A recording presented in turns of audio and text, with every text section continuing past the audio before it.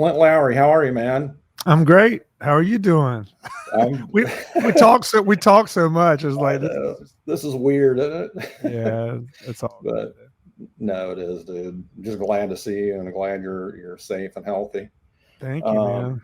yeah, for sure. Uh, let's just dive right in, man. We've known each other 32, 33 years now, I think. God, that's insane. I mean, Yeah. our whole Zach, entire adult life. You know. yeah, for sure. Yeah. And Zach will be 35 next month. Yeah. I think he was about 2 years old when I got to meet you guys. And I'm going to just set this up real quick. So, how I met you guys was through Zachary's mother, who's my son. We were married at the time. Right. And she was like, and I was just getting started with my career, right? Like I was getting some stuff published in Metal Edge just through pure luck because I didn't know what I was doing with the camera still, right? I was just taking 1,000 pictures and 8 or 9 would come out great and Metal Edge would buy them, right? Yeah. And then I started learning the fundamentals some more. But the moral of the story is this: my wife was like, "You've got to see Still Rain. They are going to be huge, the whole deal." I'm like, "Okay, I'm down, to meet new people and just, get more experience." And she gave me your brother Corey's phone number. She goes, "Call him. He wants to meet you, go see them live or whatever." And the first time I saw you guys was a King's Head Pub or the Outer Edge, whichever it was at the time. Yeah. Never Yeah. met you guys, didn't know what you guys look like. I show up as a guest and there's a black kabuki curtain it was like you guys were playing Madison Square Garden. It was like the whole deal. Intro music that was, Yeah. chest rattling. The place only had like 400 or 500 people. I'm like, man, what am I about to watch here? And I could see there was like some orange emulating from under the curtain, the kabuki, right? I was like, what Yeah. is that? Anyway, Here we go. yeah, the curtain drops. I guess you Shirts guys have off. like not a shirt in sight. Everybody's cut like Zeus. And my first thought was like, my wife is fucking every one of these guys. Oh There's no man, way come she's on. not, man. I was like, oh my God. You I was like, never and let up what? on that. You never let Never, up on that. never, never. I'm like, why does she have Corey's phone number? What is happening here? And I do, I do it in a joking manner. I know that nothing ever happened, but Right. that was my introduction. And the next thing you guys like, hey, can you do a photo shoot for a new promo picture? I'm like, sure. And because you guys weren't Judas Priest or Dio, or I wasn't so afraid, like if everything turned out perfect. And I remember us going into like some kind of weird tunnel or a cave, and it was just dark, no flashes. And I'm like trying to do some cool, like distorted photo. None of them came out. It Yeah. wasn't until we were in the daylight. But I'm going to throw this up here. There's the one Oh yeah. that I took of you guys, and it's funny, man, because your brother uh, standing there, Corey. Then there's Troy, Donnie, and Bevan. And the crazy thing is, like, each one of you guys made a mark in the music industry in a major way, right? Mhm. So I'm just trying to put the faces with the Yeah. Donnie and Troy wound up doing Double Drive, right? Yeah. Bevan went on to play with like Danzig, Engelbert Humperdinck, like Yeah. just a mad thing. And now your brother Contrell, Jerry Contrell. Jerry Yeah. Cantrell, yeah. Yeah. And then Troy is now in Evanescence. He was in Seether. You were in Seether. You were in Corn. You were in Dark New Day with Troy and your brother Corey. Yeah. And then Will Hunt and singer. What was the singer's name? Brett Hessler. Brett, just a powerhouse, dude. Right? Right. He's incredible. Yeah. Yeah. Great So what? singer. Yeah. So Still Rain was huge on the regional scene, right? You couldn't wish to get into the building. What ended this band? Man, I always tell people, man, that was probably the best band that I had ever been in. Still Rain, I mean, it was, as far as dedication to the craft and the discipline and the ambition and the growth. It was definitely the best all around. I mean, not a weak link in the chain. Everyone was really, really good at their craft. Just like completely all in. And and I think the band ended, we had a couple opportunities. Like I think Warner Brothers, there was a big A&R guy that rented out a venue in Nashville just to watch us. One of the Austin, Mo Austin or whatever. And that particular day we did a showcase. It was just us and them. And I think his father announced his retirement that day of the actual, showcase. And yeah, dude, it was very disheartening. Then we started doing the blame game where we started pointing fingers at we actually started looking at Donnie. Donnie was a little bit of a original kind of thinker looking back at it, and didn't want to do things the same as Right.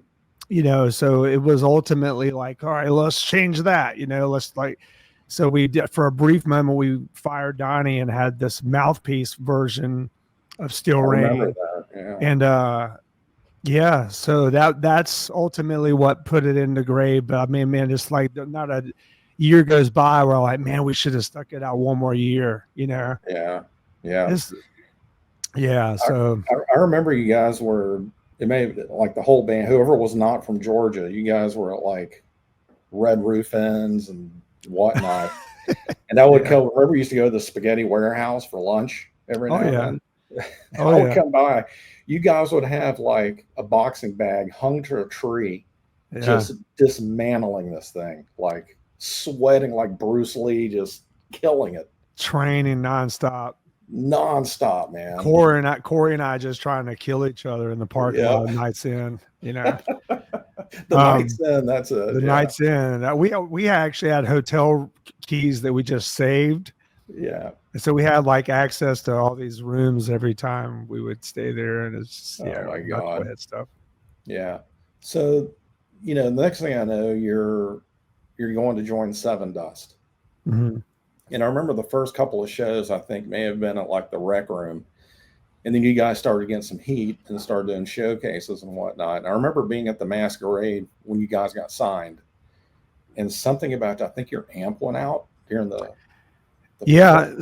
So it wasn't that my first show with the guys, it was a complete disaster. We played like 2 songs and there was a lot of hype because, I joined them. Corey and I had a private meeting with each other, and he had an offer to do Stuck Mojo, and I was interested in jumping ship over there.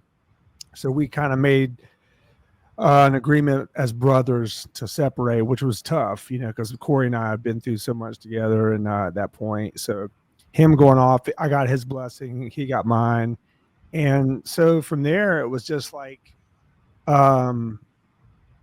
it was scary. So we played the first show. It was a disaster. We played the second show, not a little better, but not much better. And it's actually the Rec Room where we rehearsed. There was a little rehearsal spot in the back, and we would rehearse back there.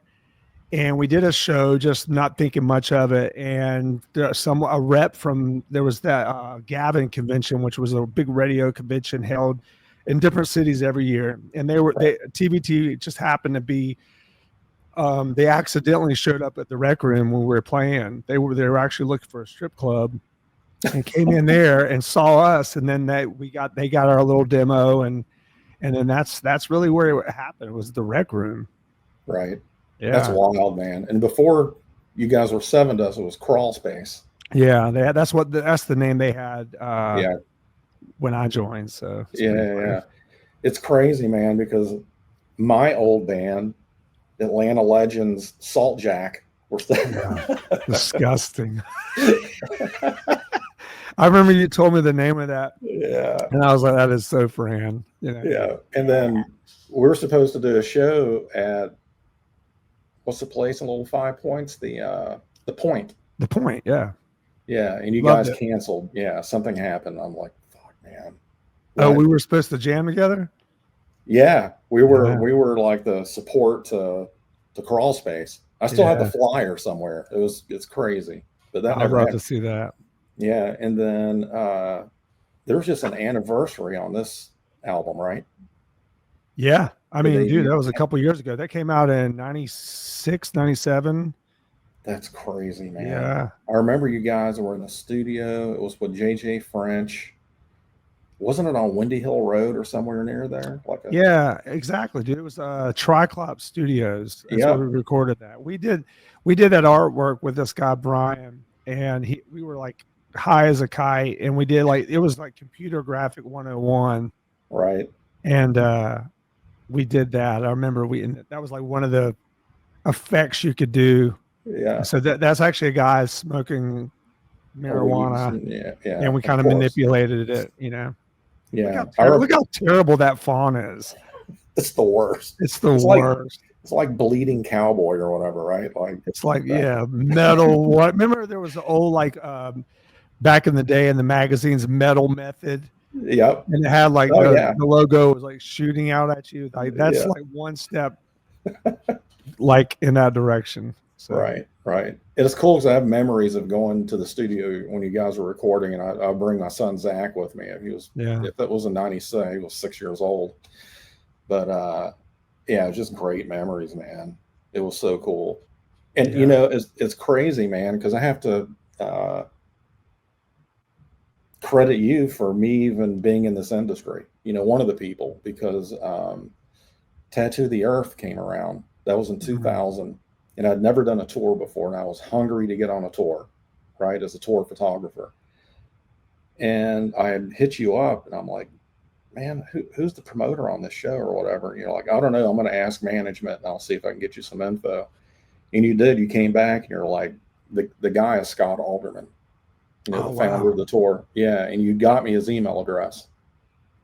And I just blindly emailed him. I'm like, hey, I'm this photographer. I'm dying to come on a tour. You know, would you look at my portfolio? And I got an email back within an hour. Yeah, send it to me, man. Because I didn't even think about bringing a photographer out. Let's see if you're any good. So I sent him my book, and he hit me right back up. He called me actually. He's like, hey, this is Scott. The tattoo there. I was like, what's up, man? He goes, your work is incredible. He goes, I'd love to have a tour photographer out here. I'm not going to pay you anything, but you'll get a bunk on the bus, and you got to find your way here. And I was in Atlanta at the time, and the tour started in Portland, Oregon. So I'm like, deal. And at this, dude, I had child support. Like, yeah. I was like, what am I doing here? But I know I could sell some of these photos to, Hit Parader and, Rip and Metal Edge and all this stuff. So I could make something. And I took a Greyhound. It was nonstop from Atlanta to Portland, Oregon. I was Jeez. dead, dude. My ankles looked like two eggplants, just purple, swollen from just no movement for all those And days. you were young. Well, yeah, I was younger. I was Younger, still yeah. 30 something years old, probably. Yeah. Um, so I arrived to Portland, and I was dying to take a shower. I mean, I smelled like a Greek fisherman. I was like, where can I take a shower? And if you remember, it was a horse track. So there were no showers. So I can get a shower in the horse stall. So I did. I just went and hosed Yeah. myself off. And that was the beginning of my touring career, thanks to you giving me this guy's info. And that opened so many doors for me, man. From there, I toured with Slayer, Slipknot, got to know the guys in Amen, and then when that tour was over, you continued to tour or whatnot. And then you went into the studio with Butch Walker to do Seasons, which you just had another anniversary for. You guys did an anniversary tour for it. Yeah. And that's really where I got my foot in the door as far as video goes. I just had my little handy cam just for my own memories, just filming you guys in the studio, and your A&R guy was there. And he goes, you do video production? Yes, I do. I didn't know what the fuck I was doing. I didn't even know a computer, like literally. That's And crazy.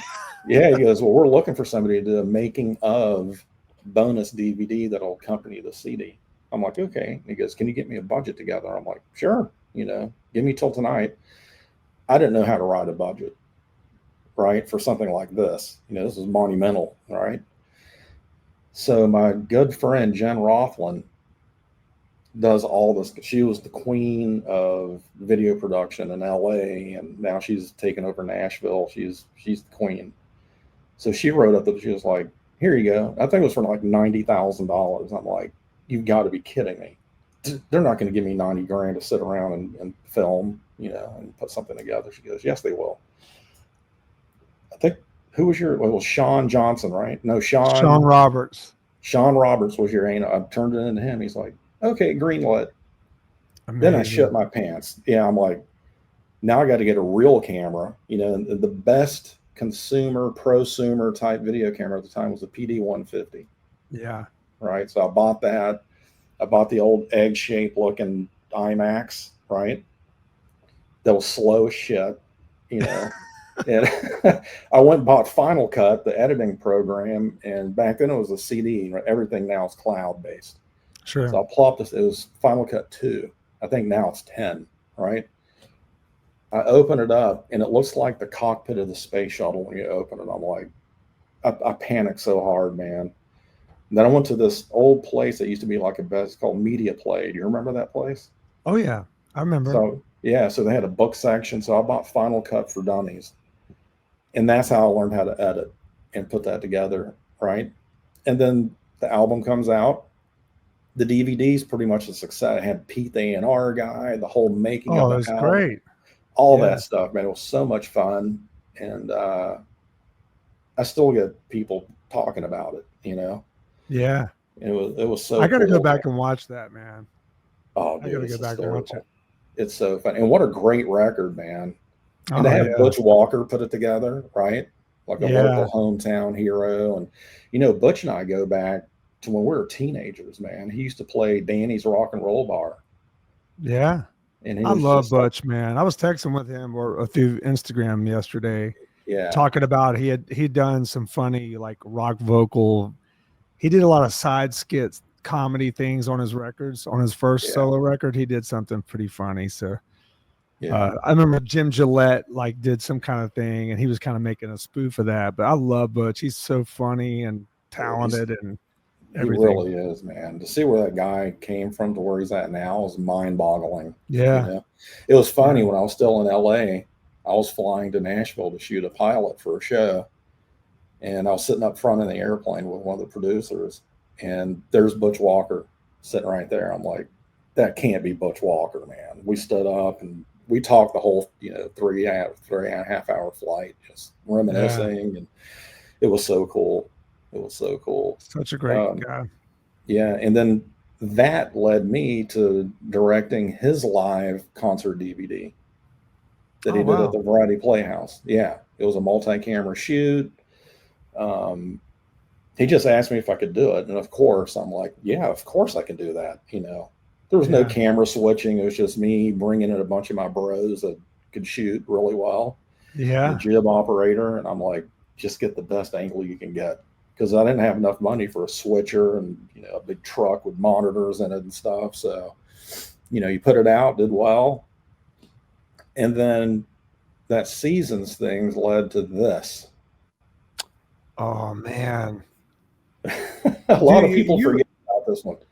I It forget, you is know so what's so good. funny, Fran? I forget about that. And that was probably in terms of you are like in some ways the godfather of content in my mind. Like, so in you like content wasn't as accessible, obviously, as it is. Imagine if you were like, had all the tools that you had that everyone has today, but what you made happen with what you had and always doing that. I don't know what I'm doing, but I'm going to tell them I know what I'm doing just to get it. And Yeah, you figured it out. That's a hustle that a lot of people don't have anymore. And that was yeah, probably the fact. I keep forgetting you did that. yeah, And that was a magical night for that. That changed our perception of as a band to be a metal band and do an acoustic and it be captured. There was a lot of special things that happened that night. yeah. It was kind of like MTV Plug before MTV Plugged. Yeah. I Man. mean, Yeah. and the performance was so good, like so good. I just remember one disaster. Like we brought in supplemental lighting, Mhm. and it went out like after the third song. The building just couldn't support that wattage, I guess, It was or that dark. output. It was a little dark, but we fixed it in post. That's what It hell, looked just cool. post. Yeah, I loved it. Yeah, it was crazy, man. It was nuts. But that was such a great experience for me, man. Like first time I had like real multi-track record, like somebody brought a Pro Tools rig in. I Mhm. think Sean Grove Yep. mixed it and mastered it, and it sounded great. You know, Yeah. he's a talented dude too, man. I didn't sound that good singing Hurt, and he made me sound a little better, which was like my claim to fame on that whole thing. Yeah. Well, I think Johnny Cash had just died, didn't he? Yeah, he died that day, That or the day. day before, Yeah, and we something like wanted to do that. a tribute, and then he had done that brutal video Oh my God, for man. her. If So he that was didn't, that was just crazy. But yeah, yeah, so we wanted to honor him, and yeah. yeah, yeah.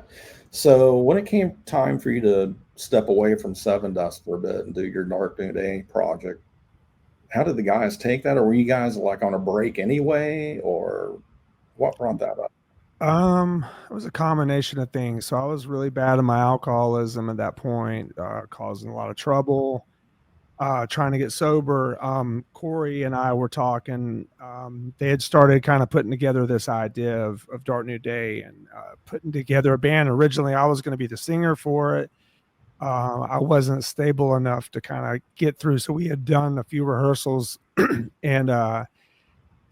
and we had the song Brother, which was eventually the biggest song we ever did. But I sang that originally in the studio, and I remember being just faded. So Will suggested bringing in Brett, and then that was so I was working with Sevendust touring, and we were writing next in Mm, Tampa, and I'd done a couple rehearsals with him down there. And then Corey was just like, I gave him my recorder at the time. It had all these songs that I'd written. So they went down, they put together a couple of songs themselves. They took a couple of the ideas that I had, one of which was Brother, and Troy, Corey, Will, and Brett demoed out these songs based from my ideas. And then they also had some other ones, but they made some of the ideas I had like really, really great songs like Heal in Time. And so they sent me the demos and I was like, oh my, this is unbelievable. And then it was like having a new girlfriend. I had issues with my band. I was trying to get sober. No one over there was, hmm. everyone was partying still. So I was like, I'm going to change. I'm going to do a geographic change. And at first I was going to try to do both and let Dark New Day be the side piece. Right. And it ended up being a thing where it felt so good that I jumped ship. And the way I did it was regretful because we were on tour and Dimebag Daryl had just been shot. Right. And I was trying to tell the guys, I want to do this project with my brother, which I loved. And they something about the alcohol intake and the fact that we had this really good music brewing and Dime being we were on tour and Dime got killed, and it was like I thought that was a sign like, okay, go be with your brother because Vinny Mm, just lost his. So it was just a weird dramatic. So I left the tour right in the middle of the tour, which right. was the only regret. I don't regret leaving Sevendust to do Dark New Day, but I do regret how I left and when I Right. left. And when you're in alcoholism, man, you're not the most truthful, and there's not a lot of integrity. So I could have handled a lot of things different. Right. But I am very thankful that we had that opportunity to create that record, especially with my brother. We'd always had a dream of being signed together, and Troy was equally my brother because we grew up playing guitar together since we were kids. So it was cool. I remember one particular night I was sitting there with Corey and we were on the Seether tour, and I was like, man, no matter what happens from here, we did it. We at least got a deal together. And Exactly. it was just one thing we did. So, we all know how that turned out, but I'm super thankful. We made a great record. That first one was awesome. Yeah.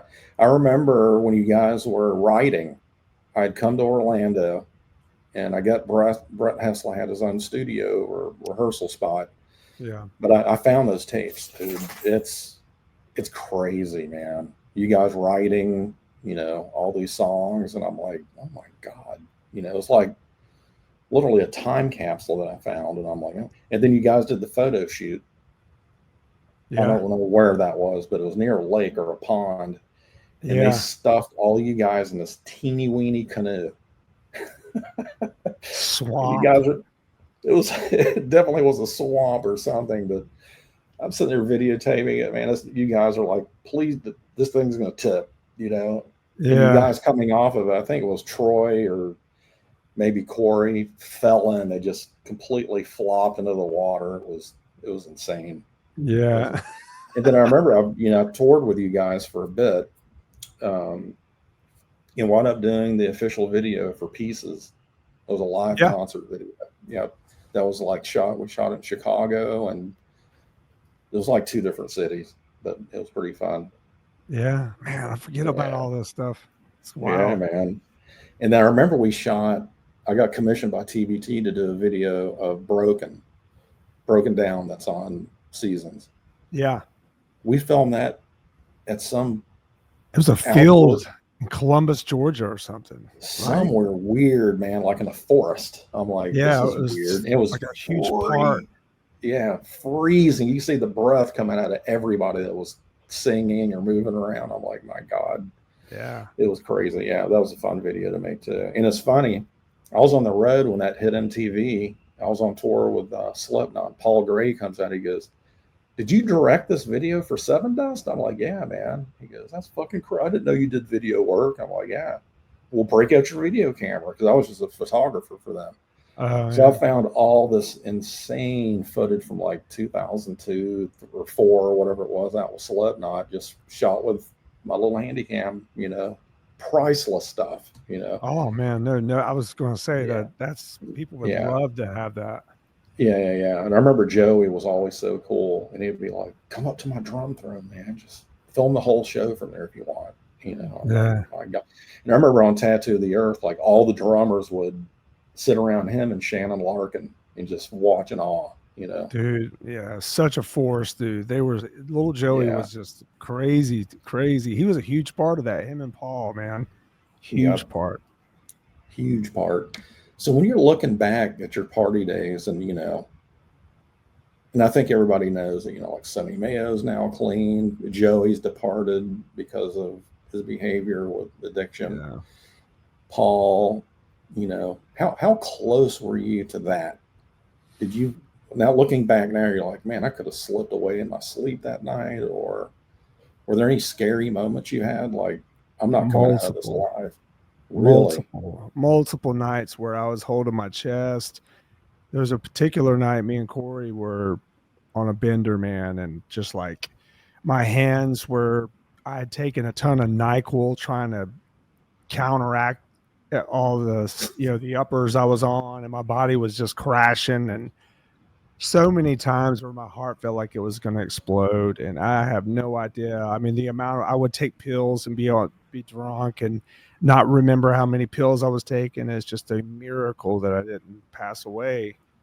But so yeah, and then when especially with Joey and the people that lose their battle with that, I could have easily been one of those people. I don't know why I was spared, but I was, and try to make the best life I can, Right. and try to help people avoid it, man, because it's such a waste. And people are like, "Oh man, you're so creative when you're doing that." Yeah, but you don't really know a lot of those artists, man. Even when Jim goes as far back as Jimi Hendrix, you'll never know what a sober Jimi Hendrix would have done, or if Oh, Kurt man. Cobain would have gotten sober, like what he would have done, or what kind of music Lane Staley would have. He would have at least been at the, the writing table longer. Oh, So yeah. I don't know. There's a debate there, but I think that I'd much rather have an artist alive, because at the end of the day, we're making music, man. And there's nothing glamorous about watching someone die Mhm. that early in their life. Chasing a high that was fleeting, Right. where you leave so many broken hearts behind. And it's music at the end of the day, man. It's like, to glamorize that way of life, and to go out like that. again, it's a party until it's not. And Right. then, it just takes so many people. So while I was spirit, man, I just know not a day goes by that I'm not grateful. No matter what happens to me from here on out, I had, I've had some amazing years in sobriety, man. And dude, you have been such a great like friend throughout this music business to be talking with you like this. Me and you've had some heavy conversations lately, man, Yeah. and it's Yeah, we been, have. it's crazy, man. But you can stay sober and bad things can happen to you. It Dude. doesn't matter, man. I've had a lot of things, a lot of loss, a lot of trauma and stuff within my sobriety. I just try to Right. stay the Right. course. I never really partied hard. Like I was never a drinker. You know, my last time I smoked weed was Aaron Lewis in Amsterdam, and that was the biggest mistake I ever made in my life. How And I'm like, paranoid were you? dude, I had to bail, and he was pissed. I was trying to sneak out of the club. We had 4 days off, and we smoked this insomnia is what it was called. It was just he and I. And I tried to sneak out of the club. He said, "Where are you going?" I was like, "I gotta go." He goes, "You ain't going anywhere. Get over here and hang out, man." Yeah, I was ride like, it and out. then he went to the bathroom, and I bailed. Mhm. But we do talk about we used to joke about mortality back in the day. I'm talking 10, 12 years ago when I discovered I had, type 2 diabetes, and I've always had hypertension, Mhm. right? And I'm like, I got one foot in the grave and one a banana peel, it's like the Yeah. silent killer, Yeah. remember? Oh, dude, Like, I used to die yeah, laughing, no pun intended, but dude, yeah, yeah. and that was But always our dark humor, waiting, just exactly. dealing with it, Yeah, but now as we're getting older and we have families that we have to tend to, it's not so funny anymore. We can still No. joke about it, but I'll never forget when I read that you're going to have to step away from the Sevendust tour because of some issues, and I was like, "Man, are you okay?" They're Yeah. like, "Yeah, I don't know, there's something going on," and I don't want to press because that's super private and personal. You're going through something so heavy, and you finally sent me a text. You're like, "Man, something I feel something bad is going on." And you Mhm. didn't come out and say it. I'm like, is it the C word, cancer? you Yeah. know and you're like, no, it's not that. And then that's when you shocked me with the text. I think I have ALS, or the Mhm. developing symptoms of that. Yeah. Can you walk me through what those feelings were like and what brought that thought process on? Are you one of these guys that goes on WebMD and just goes down the rabbit hole and makes yourself more paranoid, or? Yeah. So leading up to that, I had a torn meniscus in my right knee, and then I was going to PT, and through that, I had started getting I had like a tightness in my neck, and then it was like a electric shock going down my left arm for months, and got an MRI, and they said I had a herniated disc in my C5 C6. So I'm like, okay, that sucks, but it was brutal, like electric shock, like just Right. really like insanity, because just imagine like electric tins being on. um so I did PT for that. I got a couple epidural shots, and then once that started clearing up, I started having these other oddball symptoms, which look, can be mimicked by herniated disc. Anytime your nerves are compressed, a lot of things can happen to your body. So I was a WebMD, Google, Chat PT researcher, Right. and I started having these other things where it felt like my head was vibrating, and all these other things, and muscle twitches, and teeth chattering, and just like things that I thought it was my neck. So I went through another array of tests. They did another brain MRI, a neck MRI, and the neck MRI didn't indicate any kind of stenosis that would make those type of things happen. So I was like, oh man, this is something neurological, so which didn't make any sense. I'm like, how do I go, from one? So I was very confused. But then I started going through the Google thing, and then it was like, man, ALS checked a lot of boxes there. My dad had Parkinson's. I thought for sure it was Parkinson's. Right. And I did an EMG. They diagnosed me with a benign fasciculation syndrome, which is basically a fancy word of saying body twitches all over your body. It can happen for months. It can happen for years. It's harmless. but I still have like hands shaking and a little bit of weakness, and which again could be associated with the neck, So I got an EMG, and then I didn't believe it, and then I've told a lot of people this. I went to John Hopkins Hospital and got seen by a specialist there, and they did another EMG, and I thought for sure I was going to get a death sentence there, or something almost worse than a death sentence, really. Right. And turns out I passed that test. Did some other blood work, and they cleared me of ALS. And now it's ever since then, it's been me basically just treating the anxiety for that. I still have some oddball symptoms, but I'm able to do. Nothing's gotten worse. There's been a lot of things that have improved. That anxiety is such a major, I couldn't tell the difference. They were like, you check a lot more boxes with anxiety. And it all made sense because I was in fight or flight for 3 months with my neck. And so, but, I'm 53 years old as well. So ultimately, man, through that process, thinking I was going to die of this neurological disease and the stress it put on my family, and you really find out who your friends are through those kind of things. And I've always been like really like aware of my body. I've always been into fitness and all these things, and so I know when things are not normal. I know, I notice things, and I track all these things, and always have. And I just took a huge dip. So and even though I've gotten these tests that are promising away from it, it still lurks over my head. The difference is that it's such a dark place for so long. I found a faith or connected with God of my understanding, which is Jesus Christ, and got saved. And that was ultimately the only thing that got me through it. I didn't believe the test. I still, who knows what's going to happen, but today I'm good. And I had this relationship, and I was never one. I never liked to be preached to, but ultimately it ended up improving my life. I've never been through something so worse, but yet felt so much more at peace because there was an acceptance. There was something in me that said something bad was coming, and God was the only thing I could lean on. And call it a foxhole prayer, if you will, call it whatever. But the suffering that He put me through has enhanced my life in a way that I can't explain.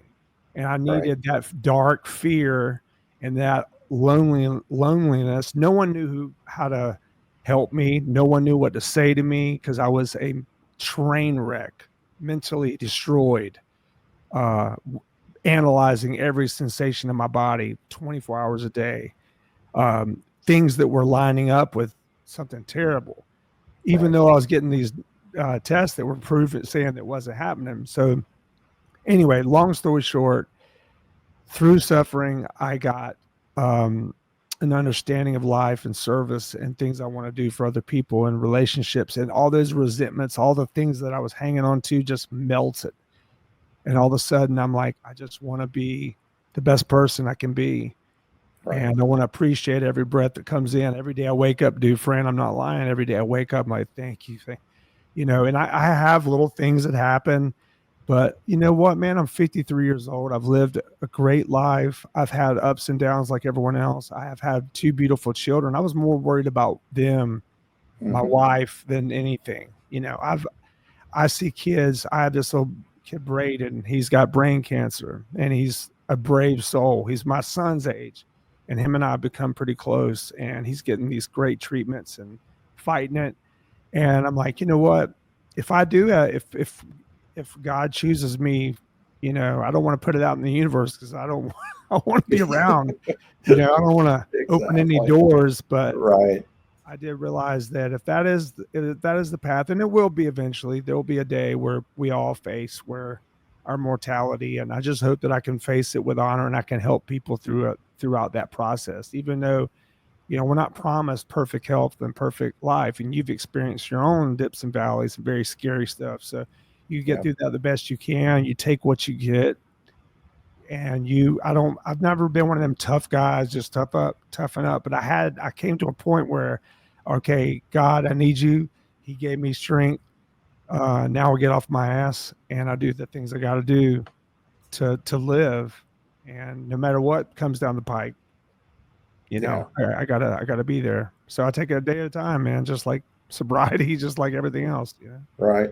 There's no worse enemy than your brain Mm, and your imagination, you know, because true. when it was only 75 feet away where I blacked out in the middle of my living room, like completely unconscious. How long, I don't know. But I woke up, I went to the emergency room, and they rushed, as soon as I told them what happened, they rushed me into the ER room. Like, okay, you know, there's 5 doctors around me. They're putting, you know, the EKG monitor on me. Then they rushed me to get chest x-rays, and then a CAT scan of my head, Mm, was drawing blood, urine analysis, giving me IVs.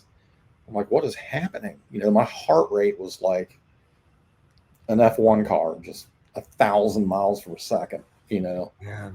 And the waiting, I don't know, did you have to wait a while for your test results to come back? Was it No, days or no, not with no? not with those. When they do the EMG, it's right there. Yeah. It's they give you the result right there. Yeah, mine took about 2 hours, and that 2 hours was, it's like, am I getting ready to go into open heart surgery? Like, Mm, what happened to me? You know, and we found out that a doctor, I just had moved here to Oklahoma from Los Angeles, and I found a new doctor, and he misprescribed me a strength of medicine I was taking, which was a blood pressure. He doubled the dose. So that dropped my blood pressure yeah, dramatically. And then I just went down, man. I didn't remember a thing. I just remember being really dizzy and then dropping. and that could have killed you. Essentially, you could have been driving. You could have Yeah. fell and cracked your head open, face. Yeah. Well, I've That's got a pretty scary. good scar across my chest. You know, I I'm crashed sure. into maybe the Buddha saved me. I don't know, because I crashed into a Buddha and split it in half, and the thing cut me. And I looked like I was in a fight with Mike Tyson, man. Bruises, you Uh, know, all kinds of things. Well, I'm glad that, you know, it's not what we thought it was, you know. yeah, And, you know, the older we get, the more, like our buddy, you know, Brad from Three Doors Down was just diagnosed with a horrible cancer. And, you know, so weird because I just saw him 2 or 3 months ago. He was perfectly fine, yeah. you know, had a little conversation. And then to see him talk on camera, I literally broke down and was crying like a little bitch, you know, Same because here. he's such a good dude, you know, and he's overcome so much. And there's been so much tragedy in that band, you Yeah, there. know, I and was a lot. yeah, I and I I think that I had actually rehearsed. I had thought I was going to have to make a similar post months ago. You mm, know, after I what in my head, what I have found out is what you think is going to happen never really happens the way that you think it's going to happen. right, And just to see him have to, I had heard about that a couple of days before, and that he was going to make that post, and I watched, and I was like, well, how is he going to handle this? And to see, you know, him have to do that and the grace in which he did it. And I saw him not long before at Creed, and he did that, you know, proclaimed his love for Christ on stage and all that stuff. So I'm yeah, like, man, you know, I'm thankful that he did that. But something tells me that it was something in him knew, you know. I right, think I don't know. If, I mean, I don't. I think he was struggling with some minor health things that, you know, we're guys. We're trying to hold off, and we're scared of hospitals and the truth, you dude. know. I'm So terrified of hospitals. yeah, I, and I have a I I have hate a follow tests. Yeah. I have a follow up on Wednesday, Mm, right? Because I have type 2 diabetes, and I got a really good doctor now who's like, let's fight this. But here's what you're going to have. You have to take accountability for what you're putting in your body, because you yeah. can reverse this. Yep. You can. And you were an alcoholic, you know, probably doing drugs was your, you know, your addiction. My addiction is food. Yeah. Like, I love to eat. I love the community of eating with people and just sitting around a table for hours and just have, you know, conversation with good friends over a meal is my favorite thing in the world. It's Right? amazing.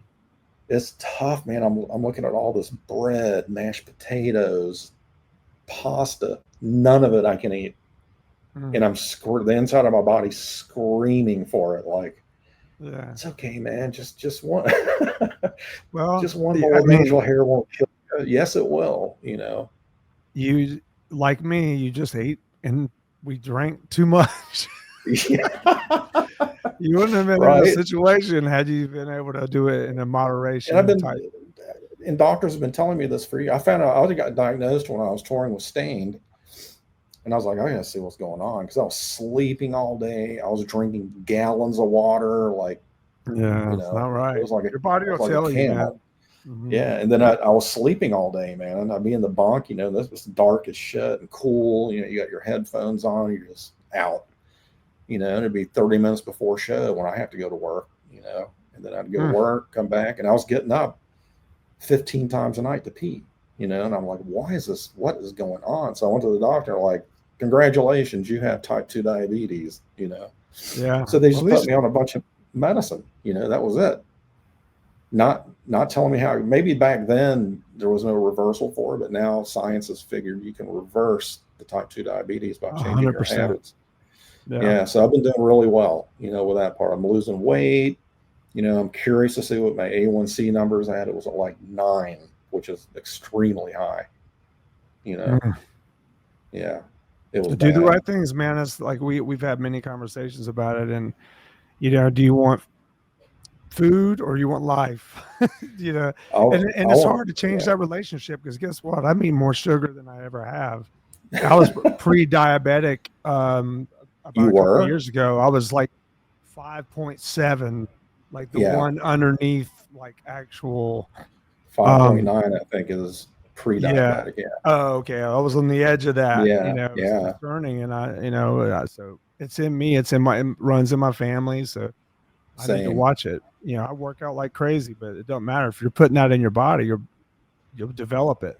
Yeah, there's no way around it. Yeah. So, it was weird watching Sevendust with Sonny Mayo and not you, right? Because you guys were kind of my foundation into this world. And then when you had to sit out the tour for the seasons thing, at least the first leg, they came through here in Oklahoma, and I went. It's just the guy looked like you. I forget his name, John Justin, Jordan. John John Jordan. Jordan. Yeah, Yeah. yeah. I was like, damn, that looks like Clint, but you've got your own tonality, the way you play, those songs in your sleep, great performance, by the way, he put on, but it wasn't Yeah. you, He's I he's was like, he's man, great, man. I miss Yeah. this guy, and then I was fortunate enough when you guys came through with Creed, I think it was in Durant, I went to that show, and that was your first show back, and Yeah. you It crushed it. was. I was like, is he going to be nervous? Like, what is going on? You still had these health issues you were battling with, but Yeah. what did that feel like coming back and knowing in the back of your mind you're still a little freaked out and how am I Oh going to be man. accepted back into the band and that whole thing? Yeah, because I mean, I don't think they really, once I got didn't get the diagnosis, they were just like, I think they were confused, like, well, what is wrong with you, And Right. it's hard for me because I'm still dealing with these things. I got into a place where I was good enough to physically go play the shows, and it was like a test run. And what's crazy is playing when I'm playing, I feel the best. It's like a Right. distractive element, and there's adrenaline involved, and my dexterity, nothing's affected my fingers, so I can play, and I can sing and all this. I mean, I don't have the energy that I had, no question, but it felt good to be back with them. um, it was hard, man, because I felt abandoned a little bit on through that, but I think everyone was just scared. They didn't know how to talk to me, and they didn't know what to do, and that's again what drove me closer to my relationship with God. And because Right. at the end of the day, man, when you're facing that stuff, you're alone. There's only so much people can do. You Yeah. are the one that is when you close your eyes, it's dark at night. You're the one that's dealing with it, feeling the things you can't explain it. You have people in your life that are there for you, but they can't change anything. So there's a piece of that you have to deal with by yourself.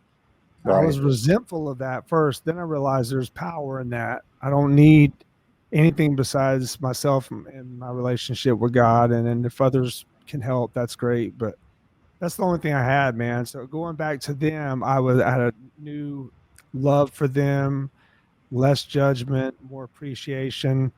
My relationship with God made my relationship with them better.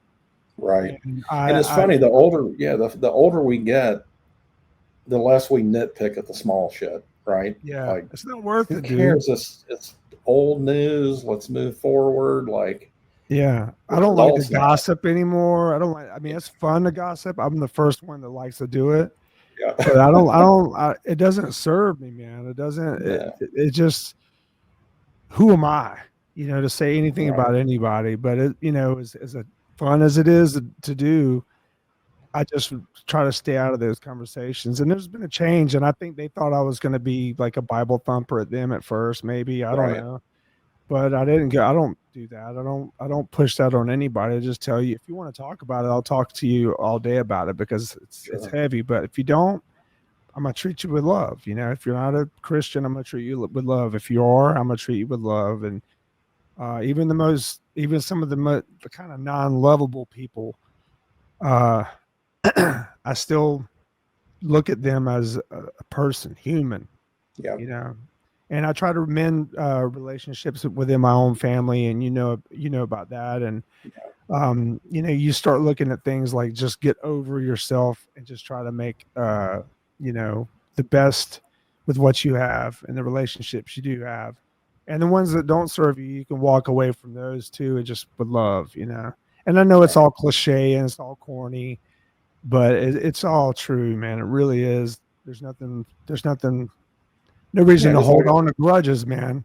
It's not no, worth I've it. never. That's one thing I'll say. I've never held grudges before. My son Zach can hold a grudge. Mm. Like, if you piss him off, he won't talk to you for 9 months. You know, he got that from his mother. Yeah, I was gonna say. Yeah, yeah, yeah. He really did because, and that's his. I don't want to call it a fault. That's just who he is. But he Mhm. was such a good kid growing up. He's never got a spanking, nothing. He's just doing great. It was so cool, man. He grew up with you guys, so Yeah. you guys are one of his favorite bands ever. And when I saw Sevendust when you weren't there here in Oklahoma City, LJ came up to me and was like, "Man, I want to tell you something, but you cannot tell a woman. Now I can say it, but." He was like, I was like, "What?" He goes, "I don't know, man. Should I tell you?" I was like, "Now you're killing me. You got to tell me." He goes, "All right, we're playing Madison Square Garden in March." I'm like, "What?" He goes, "Yeah, and you got to come to that show." I'm like, "Of course I'm going to come support you guys." Mhm. And I called Zach. Once the tour was, it was 2 days later they announced it. I was like, "Hey, man, Sevendust is playing with Disturbed at Madison Square Garden." He goes, "What?" And I was like, "You want to go?" He goes, "Sure. I'd love to see those guys."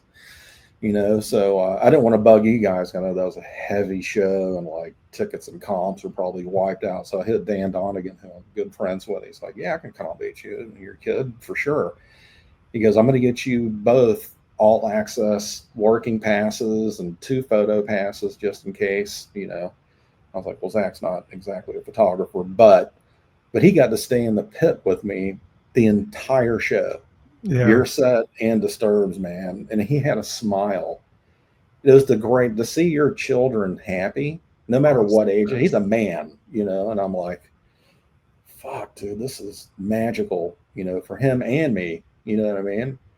Full And circle. Yeah. full circle. I'm gonna when I first the first picture I took of you was this on that stage in Madison Square Garden.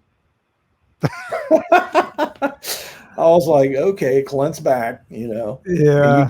you guys crushed it, man. I made a bet with myself I would stop doing those, and I'm like, I Yeah, gotta give Fran the last one. it That's was actually great. I'm saying I love you. It's just a Yeah, harsh no, way. I know. And what was terrifying for me was, I talk about it on here all the time, is I went back to shooting real 35 millimeter film with a camera. Yeah. Everybody's shooting digital now. And when I went and got my archives, I discovered all these negatives that were missing, AC/DC, Led Zeppelin, you guys, Slipknot, Aerosmith. I'm like, my God, man, these hit different than digital. There's Yeah. a certain tactical look to film, right? With the grain, and it's dangerous because you don't know what you're going to get. Yeah. So I've been having a lot of fun with that, man. I just saw, you know who I ran into the other night? I think I told you anyway. It was Cindy Chapman. Oh man. She's a queen. Dude, How good has she she done with her life? I mean, my God, man. And I forgot that she owned the Outer Edge. Yeah, her and Jeff. Yeah, because when I first, she was bartending, I'm like, okay. And she was always cool because I was always there seeing band like Vince Neil and even Dio played there, Rat, Slaughter, Night Ranger, Sabotage, who's my favorite band next to Priest, you know. Yeah, And I'm like, man, what the hell? The next thing is she's working for Bon Jovi for 10, 12 years, right? yeah. I got to And interrupt you. The guitar player for Sabotage followed me the other day, and I thought about you. I was like, ah, Chris Cafferty, yeah, or oh, whatever he's that the did. best, man. He's the Killer best. player, man. Who So else? good. Yeah. But anyway, back to Cindy. Back to Yeah. Cindy. Oh, Al Petrelli's the other guitar player who to me is one of the most underrated guitarists on the planet Earth. Yeah. I Jeez. mean, he stepped in after Marty Friedman bounced from Megadeth. So that was Mhm. his position for a few years. And then, went to Sabotage. Then they did that one Dead Winter Dead album that had the Big Trans Siberian Orchestra song on it. Yeah. And the rest is history, man. They, Yeah. they are behemoths, right? But Cindy, man, I later found out she's been with Katy Perry now for Yeah. 7, 8, 9 years or however long it's been.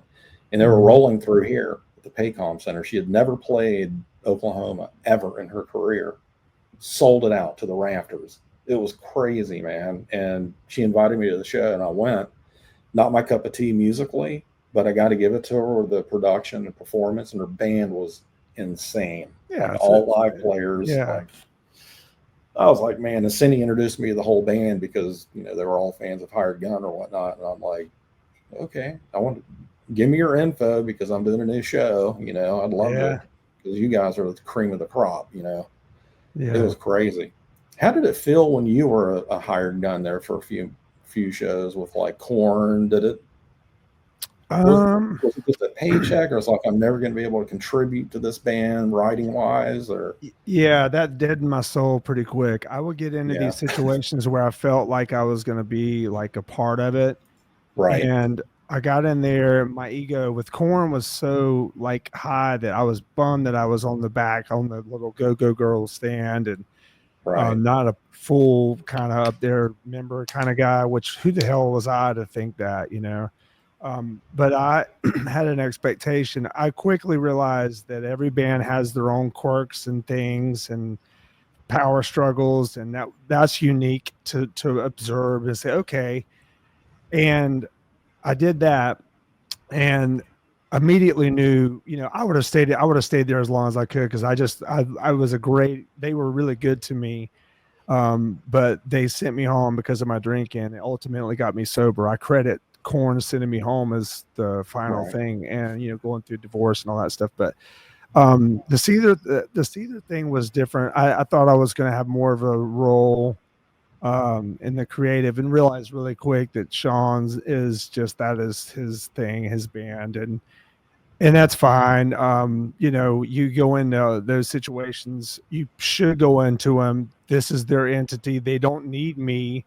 I am right, there to help, just facilitate. And so, from what I did with Corn going to Cedar, I was more of like, okay, you know your place. Don't speak when you don't need to speak. Just kind of honor what they have already created. But deep down, I knew I needed to be a songwriter, and I had a voice in Sevendust. So it made me really doing those two bands, especially made me realize how lucky I was with my dynamic in Sevendust. I know we're all crazy. All bands are crazy. I know yeah, Sevendust crazy. I can navigate. I can't navigate these other singers and their quirks and their things, and right, ultimately me, my brother goes in.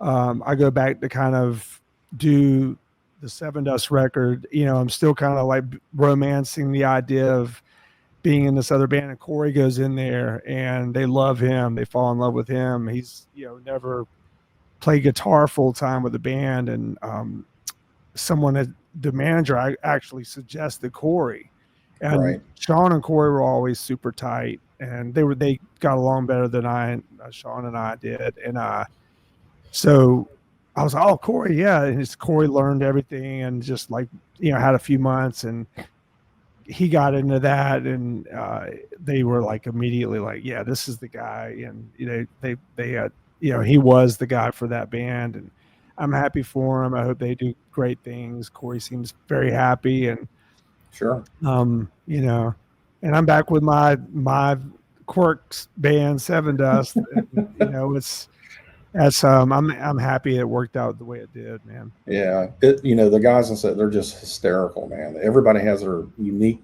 weird, Morgan, complete freak, Out of his Vinny, mind.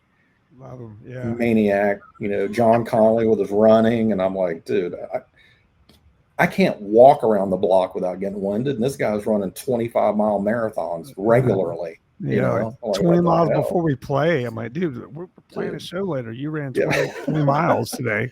And then you got LJ, who's just LJ, just cool. Yeah. I love the guys. I mean, we've gotten on each other's nerves and all that, but they're true brothers, man. And in the wake of everything that's happened to me, I love them all, and I want them to know it on a continual basis. I need them. I've leaned on them. My family has leaned on the brand that we've created together, all original members. Right. We should be very thankful, and we could be in the same room together. I mean, and there's no it's cool. It's still cool, and that's a big deal, man. I mean, oh yeah. Deal. So your kids, man, I finally got I had never met your wife or children prior to the Madison Square Garden show, man. How has that changed your life in every aspect, having a family now? I'm going to try to do this without crying. Yep. Okay. I do the same thing, man. You were the first father that I ever knew. And I remember like, man, his life's over, man. He's got a son, all this stuff. The death sentence. Right? Yeah, like his career's over. Dream killer. No. But and that was my mentality back then. And I never knew. Being a father, I mean, just music career is it's a speck of what I want my legacy to be, and it is being a father and to a daughter and a son, and the wife that I have, Tara. It's the only thing. Everything's a backseat to that. I love everything about being a father, man. It's changed everything. It's taken the focus off of me. And I didn't realize how selfish I was until I had my kid. And I was ready to have a child. I was 39 years old. I divorced, remarried, was ready. And I've loved every minute of it. It's been the biggest joy of my life, man. Same here. And music has been incredible. And you and I both have experienced a lot of really cool things, but to measure up the feeling I have, I was riding around with my son. We go for runs together, and I was riding with my daughter, and she plays music, and we hang, and there's something that is so, like you said, when you see them happy, it's God, dude, it's unbelievable. It's unbelievable. Over, yeah. Or when they're sad, it's like someone was screaming. My son was umping a baseball game, and these parents were yelling at him. I drove from my house in this residential area at 97 miles per hour, ready to lose my spirituality on somebody. Yeah. And I was like, I'm so protective, but dude, I remember we had conversations when you're out on this. I want to talk about this too, but this record right here changed a lot for me. I'm like, is he going to go back to Sevendust? Because this record was phenomenal. All the production, your voice, your songwriting, the whole thing. Like, was there ever a moment when you saw the reaction to this record that you thought maybe I can support myself touring this by myself without having to split with 4 other dudes, tour support, merch? I'm just asking because it was so fucking good. Yeah. Well, first off, thank you, brother. That means a lot. Yeah. And you've always supportive, not even in my projects, but other people. I noticed that when you do, you're one of the few in this industry that when someone puts something out or puts it, you support it as a brother. Yeah, I mean I know you do. I know you mean it. Yeah. And that's so you've always been cool. That's one thing. I went all in for that record, man. It was my first opportunity to do it. I wanted, and then if I were going to say that I didn't have any ambition for that to take off and to do that full time would be a lie. I Right. wanted that to be as big as it could possibly be. And I loved making it. Woofy was great. Wolf Van Halen played drums Yeah. and bass on it, and he's had tremendous success. And I'm glad I got that record out. A pandemic hit, like it came out, and then the pandemic happened, and it is Right. what it is. But it's been hard to like rev that engine back up. But I think Yeah. that what I do next, I'm 53 years old. I don't know how interested anyone is in that, but I am so glad I got to flush that record out, and it got a decent opportunity, and it was. Yeah. I feel I'm proud of that record. I really am Yeah. because I saw you at the Wiltern in Los Angeles. You were playing with Alter Bridge. yeah, Packed yeah, house, like you crush. Being a vocalist, like a singer in your own right, when you're doing that 30 or 45-minute set, how much respect does that give you for like a Miles Kennedy or a LeJean or whoever, just being able to dude, sing at that level for sometimes 2 hours? dude. I bow my head to those guys now. Right. The stress that you wear. I was checking my voice. I was not. I worked really hard before that tour. After the LA show, I lost my voice because I was Oh, trying to really? really trying to impress the people there. And it was a kind of a weird show because that bass player Pat went like buck wild on stage, and it was like too much. Yeah. And Something happened there. yeah, he I fell remember and hurt that. his knee, and then he kept jumping Yeah, around. blew his knee He's a out or great something. he's a great performer, but it Yeah. irritated me that night. But because he Yeah. was but that was uh that was a good tour. I like you said, I every day I wake up, testing Oh my no. vocals. And John Jordan was on there. He was a great singer, so he was always like a safety net. But Right. yes, I it's weird, man. You do those things. I went back and told Lejean, I said, dude, I am so sorry that I have not appreciated what you do for us and how consistently you have done for what you do for us. Because maybe twice we've had issue where he had no voice over 30 Right. years. I mean, sometimes it's rough, Yeah. but man, he gets through. And he's yelling and screaming for an hour and a half. I was doing 45 minutes of sweating bullets trying to get through it. Like it's hard, and it's hard to be a lead singer. And I'll tell you this, man, like not to get long winded, but the anxiety I had lead singing overrode the joy that I had of doing a solo project. Really? It was that heavy. I would love to be able to do it. Like when I'm singing backups in Sevendust, and I have no anxiety at all. Like I don't, it's not on my shoulders. But when you're Right. there and you have to front it, I wish I had more experience doing it so I could get comfortable at it. Because I feel like I could have had a good run at it. But man, not one night of that was I relaxed. I was always like, Yeah. oh, That's please, terrifying. Yeah. Yeah. It's a craft in itself. It really is, man. You look at these guys like Halford, he's 70 whatever now. Yeah. His voice obviously is not where it was with Screaming for Vengeance, but the fact that he's out there singing in key, and trying to belt those notes fucks me up. I'm like, oh my God, man, this guy's a machine. Yeah. He's He just so doesn't amazing. Yeah. Speaking of kids again, so Zach has been in this game with me since he was 2 or 3 years. I mean, I have pictures of him when I was, doing the Metal Edge thing, like doing photo shoots with Megadeth, and he's bouncing on Dave Mustaine's lap, 3 months old or whatever. So he doesn't really get starstruck, but he loves metal, and he loves Sevendust, loves Megadeth, and some of these other bands or whatnot. So I would bring him with me on set because I had to, like, it was my weekend and I had to do a photo shoot with Korn when he was 7. So I brought him with me. He didn't know who Korn was, but they were so good to him, like backstage. They had like the PlayStation set up, in the road case or whatnot. And he's sitting there playing with Heads and Madden or whatever, and just having fun, just forgetting that these guys were about to explode, right? It was Helmet, Limp Bizkit, and then Korn headlining. Jeez. And he was there, and he saw some weird shit, like some kid busted his face in the mosh pit, and the EMTs were attending to him, and Zach's sitting back there. This guy's blood looked like Carrie, just blood everywhere. I was like, you cannot tell your mother about this.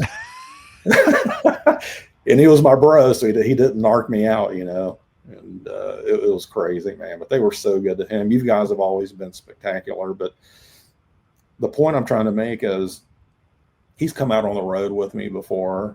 None of this phases him in the least. It's just Dad's job, and he just happens to know some really talented people. When your kids were at that did they get it at Madison Square Garden or even other shows? Or are they like, damn, my dad's a rock star, Man, if they do, they do a great job of hiding it. Because they're sports kids, man. They're sports kids. They don't. I mean, I'm down here like writing what I think is going to be like the most epic stuff ever. I outblast it sometimes. No one ever comes down. Really? They never come and watch me do what I do, and it's hard sometimes because it's all sports, and all the things and the gifts that I have and the things I've worked for skill wise don't translate to suburbia sport Midwest, culture. No. So I have no gifts. They just see me, like I leave, I come back, I'm here all the time. They're like, they hear me making racket down here. They're like, what is it that you do? But the shows they do, I think the Madison Square Garden, I think that did sink in a little bit in terms of the scale of it, but they don't really flip too hard. My daughter, she asks really interesting questions about it, and that's how I know that she processes it. She's a thinker. She's a more artistic mindset. So she's like, what when you do this song, do you feel like, she asks like really, really like intelligent questions about it, which gives me a little hope that she might be interested, because she has the musical gift for sure. She can hear, retain, sings in key, and all those in time, all the things that you search for. But so I think that they know, but they don't. I want them to be like, Dad, you're the coolest, but nowhere close. My son's watching March Madness. He's like, yeah, good show, Dad. And I'm like, oh my God, man, that's crushing. It is, but they don't do it. Keeps me humble. Keeps me humble. The only time I felt any kind of pride from Zach towards my career was when we did the world premiere of Hired Gun at South by Southwest. Yeah. He took a picture of the marquee outside, the famous Paramount Theater, and he goes, "Here in Austin to see Dad's movie Hired Gun." That was the post, but to me, it might have been a 5-star review from the New York Times on my movie. Because I was just like, oh my God, my son recognized something I've done, Dude, isn't that crazy? Yeah, man. My son put up something the other day. It was like it was the picture I took of the end of the tour, and he put it up and he posted it up just like, and it was like, in his stories, he didn't really say anything. And I was just like, he likes it. Exactly, man. And you think sometimes your kids are going to use it to their benefit, right? Like, if I post a thing, I'm going to get some chicks or what, Well, no. His friends think it's cooler. Like his friends and my daughter's friends, they think it's cool because they've all come to a show. All the kids came to a show. Yeah. And I think that was probably a cooler situation because their friends got like, that's your dad? Like he gets to do this all the time. Dude, one of Zach's favorite bands is a band called, they're from Japan. It's a 3-piece band. Hang on, this is important. I got to find it. It's a funny story because I went to New York. I was like, I'm coming to that show with you, right? Boris is the name of the band. Have you heard of them? Mm-mm. No? Okay. They're kind of like a cult type following, and they were playing New York. I'm like, I'll come up for the weekend. I'll buy us tickets or whatever. And I mentioned earlier, I've toured with Slayer before, and I'm fairly close with Kerry King and his wife. So we wound up having dinner the night before that concert, and Kerry's like, what are you guys going to get into? And Zach is like, oh, we're going to go see Boris tomorrow night. one of the heaviest band, the heaviest guitar tones, riff you've ever heard in your life. Kerry looks over and say, he goes, whoa, whoa, whoa, whoa, whoa. You do realize I wrote, you know, Rain and Blood and, and all this stuff. I'm like, Yeah. Zach, you're going to get me killed, bro. Chill. It was pretty, we just had a good laugh about it. But, Oh, dude, that's crazy. yeah. So going to experience stuff like you said, your kids are into sports.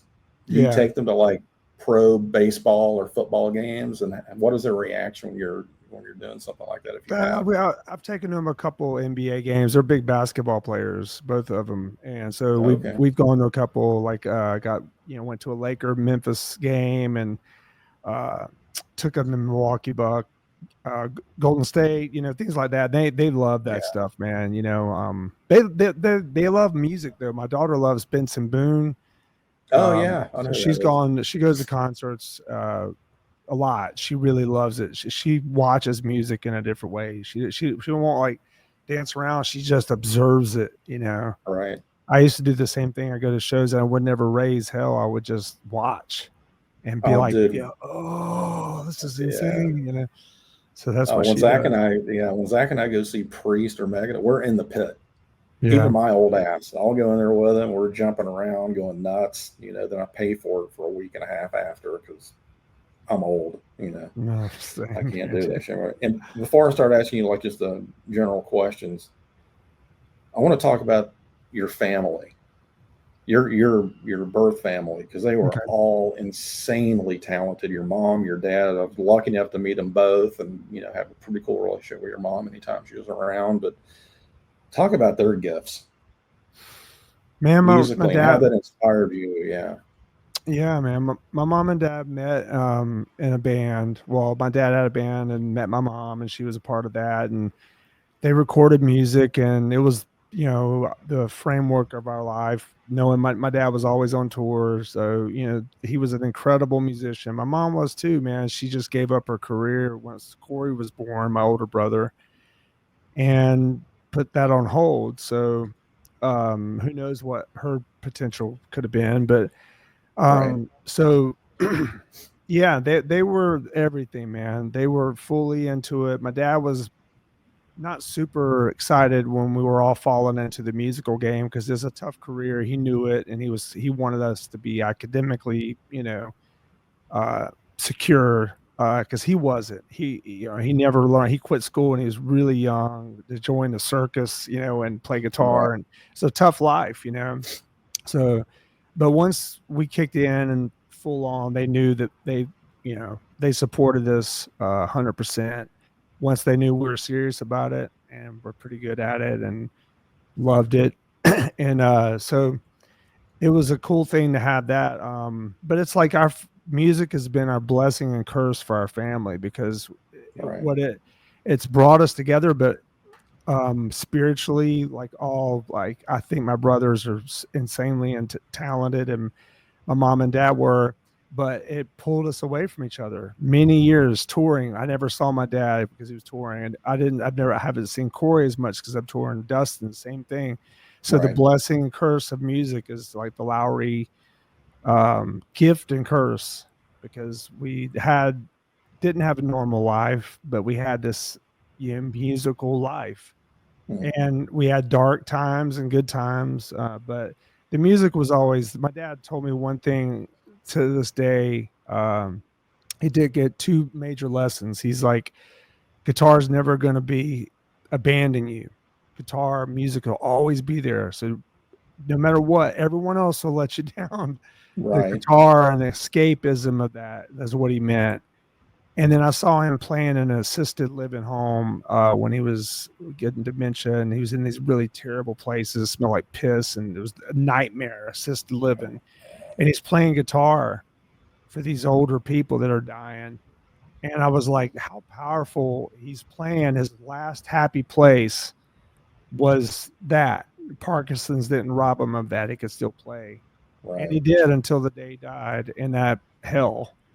And it was like a powerful thing for me because I'm like, you know what? He played to the end. And what he said was, it'll never let you down. And that was probably the only joy he could find. And so that kept me, you know, changed my perspective on how long and why you do it. Right. And you don't do it for any other reason. You do it because it just feels good to you to play. Right. You know, Right. and money and all that is, if you get money, man, you're lucky as hell. Oh, But you should play because you love it. And then, because if you don't do it because you love it, the other stuff probably won't come. yeah. You can't force other people to dig your creations. Yeah. And if you Right. do, it's some kind of manufactured thing. It'll only last and it'll have no soul anyway. It's just, Right. Right. Now I got to give a shout out to Dustin, your younger brother, yeah, the underrated. dude. When I heard him sing, because I did some stuff with his band as well early on. I think the Billy the drummer lived in my house for a bit. I guess while they were writing and recording or whatnot, and I was like, Dustin can sing, you know. And I Yeah. heard him sing a little bit. I think in the band Belfast. So I can't remember the name of the band. Belfed. Yeah. Yeah, yeah, great singer. But when I heard him in the studio with a producer and like great engineering and production, I was like, Yeah. wow, where did this kid come from? You know? Oh man, I always credit him as being the most talented of the brothers, man. He just had he didn't get his fair shake. Uh Right, but he did get a taste, and damn, he did amazing, man. We did one song as the Lowery brothers. It was a song called Resistance, and it was always one of those things I wish we would have kept it going, because it was a right, really cool song. Dustin was the singer. There could have been something cool there. Probably one of the biggest regrets I have is not making sure that we did a band together. But Dustin was incredible. He's a right. really good drummer too. No one gives him credit for that. That's He's true. I super. forgot about that. Yeah, Yeah, he started out as a drummer, and God, he was getting really good. And that yeah, he's such a great musical mind. yeah, no doubt, no doubt. So for me, the end of touring, I had a love or hate relationship with it because I was super close with Zach, my son, and I Yeah. missed so many formative years of his upbringing. Right? Hmm. You always try to make up for it by doing other stuff, and they don't care about stuff. They want your time and attention. How Yeah. hard is it for you now to leave when they're in these formative years of sports and your daughter's into music? Does it just crush your soul? It does, and I'm Yeah, putting up boundaries, man.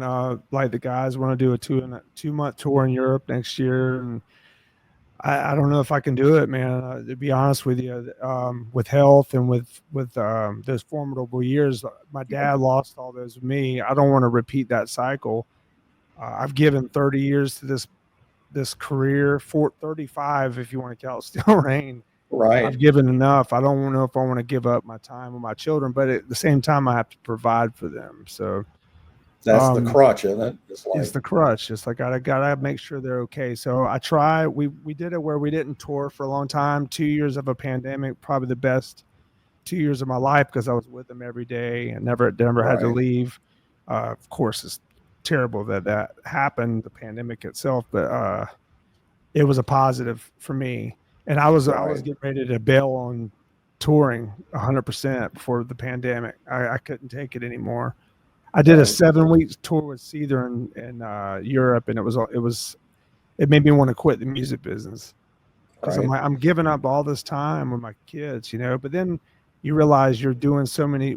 I'm realizing now you do so much for people when you play Right. these shows. It's not just about getting up there and making a little money. People really need these shows and they love the Yeah. songs and they've been with us a long time. So there is a service that we're doing. It's something I can be proud of. Like, I've lost time with you, but dad has done something good with his life, you know? Right. So it's And fine. Sevendust, yeah, you guys do have a crazy cult following, and now Yeah. these parents bring their kids to the show, and it's like you're now seeing 7, 12-year-old kids at your show. Yeah. What does that feel like? Like, man, we made a mark, and families Yeah. bringing their families to the show now. I mean, dude, think about it. I mean, there's people that came to our shows when they're 20 and now they have a 20-year-old at the show with them and they're 43, and Yeah. it's wild, and we're seeing that happen a lot, and that's been really cool, especially when you have your eyes on it and you're not taking it for granted and you're absorbing it.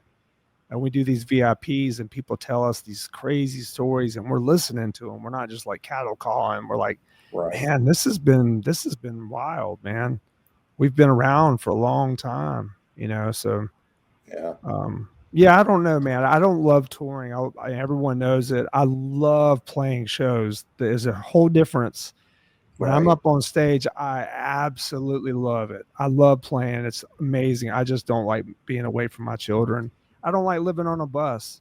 I Yeah. don't like living, you know, around certain elements. I don't like being around a bunch of drinking and partying. Sevendust doesn't do it like they used to, but Right. you know, I want to be on my couch, dude, and you know, and I want to be there for my kids, but you know, you got to work, you know. Oh yeah. No, you do, man. And that was a tough decision for me because the straw that broke the camel's back for me was Five Finger Death Punch. That was my last tour, and it was Yeah, I remember that.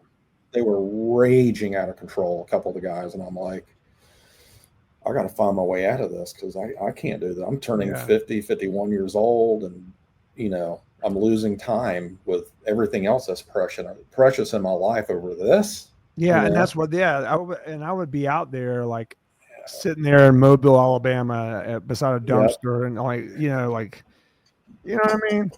It's like, yes, man, I know exactly what you mean. that's what it is. And then the hour, Yeah, and then you go in the venue and have this amazing experience, and you go back out there, and right, the dumpster's sitting there waiting on you. You know, like yeah, you're sitting there, like, can we shower? No, yeah. you So taking the yeah, we had a long flight from Singapore to Stockholm. So it was like 17-hour flight straight.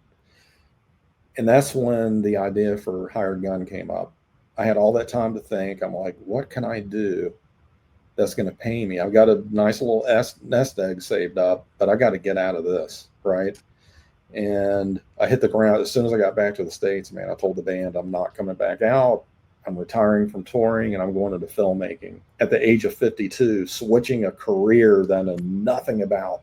I mean, yeah, I've done bonus DVDs, and I think, you know, the one Stained, you know, the making of Stain, which was a hard thing to produce because there's so much turmoil within the band at that time. They got yeah, fired Wasaki, and Aaron was being a maniac, and you know, I felt for Moose Shock because he's like salt of the earth, and you know, how could you do this to him? You know, it's just all that kind of stuff. And I'm like, shit, I know I can make a compelling film. So I got some financing, did Hired Gun, and I did it in such a way. I thought of the Tom Cruise mentality. Whatever Tom Cruise does wins every time. Why? Because he's so anal, man. If it's adequate, it's not good. It's got to be yeah. spectacular. His I'm not saying that filter, hired. yeah, Yeah, I'm not saying Hired Gun is that, but I did the best that I could do with the resources I had, and I made sure that the stories I picked were the best that I could make. oh, it was fantastic. Yeah, You and did it a worked. fantastic job. Yeah, Yeah, thank you, man. And you know, it worked, and it led on to other stuff, and you know, afforded me to buy a house here, and you know, take care of some other stuff. But as we know, as we get older, man, the opportunities happen less, right? yeah, And it's like I'm not a 35 or 40-year-old filmmaker or whatever. I'm damn near 60 years old and trying to come up with great ideas, you know. And one of the things I noticed that you're doing, you hit me up about, you know, hey, do you know anybody that does film scoring that can help me? I'm like, sure, you know, and I think I introduced you to a couple of people, but I had a show, I can't really talk about it, but you know about it. And I was like, I'd love for you to come up with something creative for this. And I got to tell you, what you delivered back to me, just the comp, and I let a couple of our executive producers here, they were blown away, you know, because a lot of times in film, if you're a musician like you are, or like, you know, I've had some other musicians send me stuff, and it's just so, and it's not their fault. It's just, it's a unique talent to do score for film. You've got to match the emotion you're watching on the screen and come up as a blank slate with nothing to listen to, right? yeah, That's not easy, man. And a lot of people overplay or put a gazillion strings on something, and you're just so lost in hearing all that, you're not looking at the scene that is supposed to move you. And what you sent back to me was just jaw dropping, man. I was like, I can't wait for you to finish it, you know, once I get back on my feet and get this thing to you. But what made you want to do? Are you thinking about your future, or is this something you just want to do on the side as fun and make some extra money, or where are you No, looking? I, I looking back, it was I used to go to movies and film to get inspired to write songs. Mm, Um, and looking back on that, I used to say that a lot. I said, "Man, I want to go to a movie, get inspired." right, Just something about the grandiose, and I always paid attention to the music of all those, and I knew it was a different craft. I knew that there was something. It's not just about placing a rock song in a right, section of a thing. I just really love the fact of the way the music. Someone years ago did a demonstration of a scene with the music and without the music. And it was just amazing the difference of the motion that is provoked, the supportive role of the soundscaping behind it, and the timing of it, and um, how important those two things are together, and how one can screw the other up really yep, quick. And musically mainly. I mean, well, actually, it's you can have a normal scene that's not really doing much. Musically, you can do it's almost overwhelming because there's so many options. Like, one good example is Whiplash, or I don't know, it's not Whiplash. It's another movie. They use jazz drums. It's hmm, not Whiplash. It's like another movie, and most of the in between, it's just jazz chromatic insanity. But right, man, it creates this weird tension through the whole thing. It's like these crazy drum chops are and you're just like exactly, watching it, you're like, oh, yeah, yeah, yeah, yeah, it just makes cinematic music just makes me excited. And I love Nine Inch Nails, and Trent oh Reznor was god, his transition was the ultimate. Oh man, he's always been a great scorer. Didn't realize it, yeah, that yeah, Ghost and all the things, and that was the biggest inspiration. I just kind of took one out of his rule, but I've been plagiarizing him musically for years, though. It's no different with the scoring and what Atticus and him were able to achieve. I mean, look at him now. You oh know, my god, Grammys, or yeah, Oscars, Grammys, the yeah. whole deal, yeah, I watch a lot of the master classes and with Jans, of course, the tippity right, top, and then I just study it, and I'm a fan of it. I respect what it is. I don't feel like I'm going to just jump into it. So, but I know that you gotta put yourself out there, kind of in the way that you did. yep, And so, hopefully I'll get an opportunity to keep exploring it. I love doing it. I still do it, all the time. So, yeah, yeah. There's a great, getting older. You're not quite there yet. I'm going to be 60 in October. wow. Yeah, and I know that I can make these shows, and I've got some that are just, like, I have a slate of programs that I'm just waiting on the industry to pick back up, because this is in a hellhole right now. Yeah. So at this age, it's daunting to me. Like, how can I reinvent myself at this age? And I can't think of anything else I'd rather do than make film. That's my That's one what you joy need in to life. do. Yeah. Yeah, and yours is music. Do you have those thoughts laying awake at night sometimes? Like, the clock is ticking, Oh, Sevendust one day is going to be over. Like, and it makes me anxious to where I can't sleep. And I'm like, oh, do I need to pop another gummy so I can just go to sleep? yeah. Because I'll sit there and toss and turn and worry myself until I'm not. Yeah. I think it goes back to, well, I've been in survival mode for the last year. So my Yeah, creativity took a backseat, major backseat. But once I claw and scratch my way back, you know what I mean? I just want yeah, to, I want to focus on it. I think film is absolutely where you need to live and finish out. And I think you have amazing things ahead of you. Um, but man, if to not think it, well, before all this stuff happened to me, I used to sit up and all night, like I'm never going to be able to get a career at scoring, because that was all I really wanted to do. I mm, wanted, I wanted to fully immerse myself into it until I either failed or not, and quit touring. I was like there, but now it's, you make plans and then things happen, and right, so I'm open for anything, but I'm not scared of anything now. I Right. don't sit up and worry about that. I don't sit up and worry about, am I going to be alive in 5 years? Right. You What does know, it matter if I'm not alive? I'm not going to be able to score, yeah, tour, yeah. nothing. Just Yeah. want to be able to breathe and walk, Yeah. but Well, you woke up today breathing and walking, so yeah, and I feel it's pretty all good. I good. got all this. Yeah. I got Yeah. keyboards and all of my stuff here I can Ever. create. So Yeah. I'm gonna try to do as much as I can while I'm here, man. Right. All right. I'm going to throw some just general questions that you've written down here last night. When you sit down to write, for you, is it usually what hits you first? Lyric, melody, or like a riff? Like Uh, where does your palette start? my palette starts on. I'll write a beat actually. Hmm. I'll do a beat 90% of the time. I'll have like an idea, like a tempo.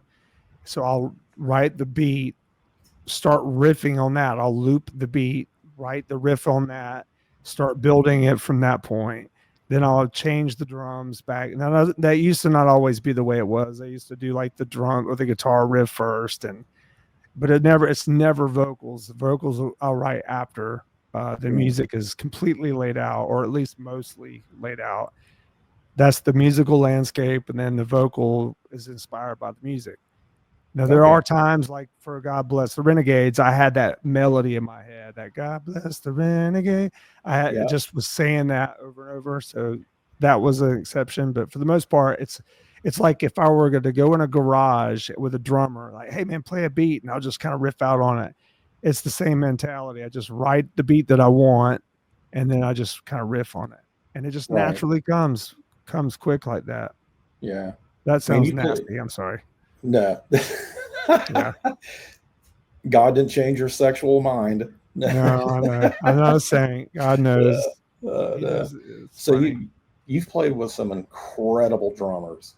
Yes, I Morgan have. Rose, Will Hunt, Ray. I can't even pronounce his last name. I Corn. never played with Ray, You man. did it. Who was I played playing with drums? Joey Jordison. Oh, okay. So Corn. he was in Corn. Yeah. So Yeah, I I really mean, wish I'd have played with Ray. yeah, Joey's great, but Ray is God. yeah. He's such a great dude. I played And with Terry Bozzio. no way. Yeah, he was the drummer in Corn when I first joined. Oh my God. Yeah, he recorded that record. I did not So know that. I jammed with him on not Saturday Night Live. Jay Leno was my Yeah. first. Yeah, he was on there. Holy shit, man. Yeah. That's it. And then to me, the unsung hero is John Humphrey. Yeah. Oh, dude. He reminds me of the drummer for STP. He does a lot to fill those gaps in some of those songs that you're just Mhm. not really aware of, and his swing and just everything. But God, he's great. I love yeah, John. He plays what he needs to play for the song. exactly. And that's what Liberty DeVito always says. I always play to the song. Billy Yeah. Joel comes with some lyrics, and I'm like, okay, this needs to be a love song, or this needs to be an up tempo, type song, Yeah. like off the Stranger or whatever. It's just incredible. Yeah. I mean, Humphrey's got chops too, but he just plays what he needs to play, you know. Yeah. What's one song in the Sevendust catalog that almost didn't make the record, but now you're thankful it did? Man, that's good. I could say more on the recent side. I don't know, man. Pretty much every song that I really want on there, I've kind of finagle on. But I mean, if you think Black, John Conley hated Black. He didn't want it to be on the record. It was like the most identified. It's like the nucleus of the Sevendust sound.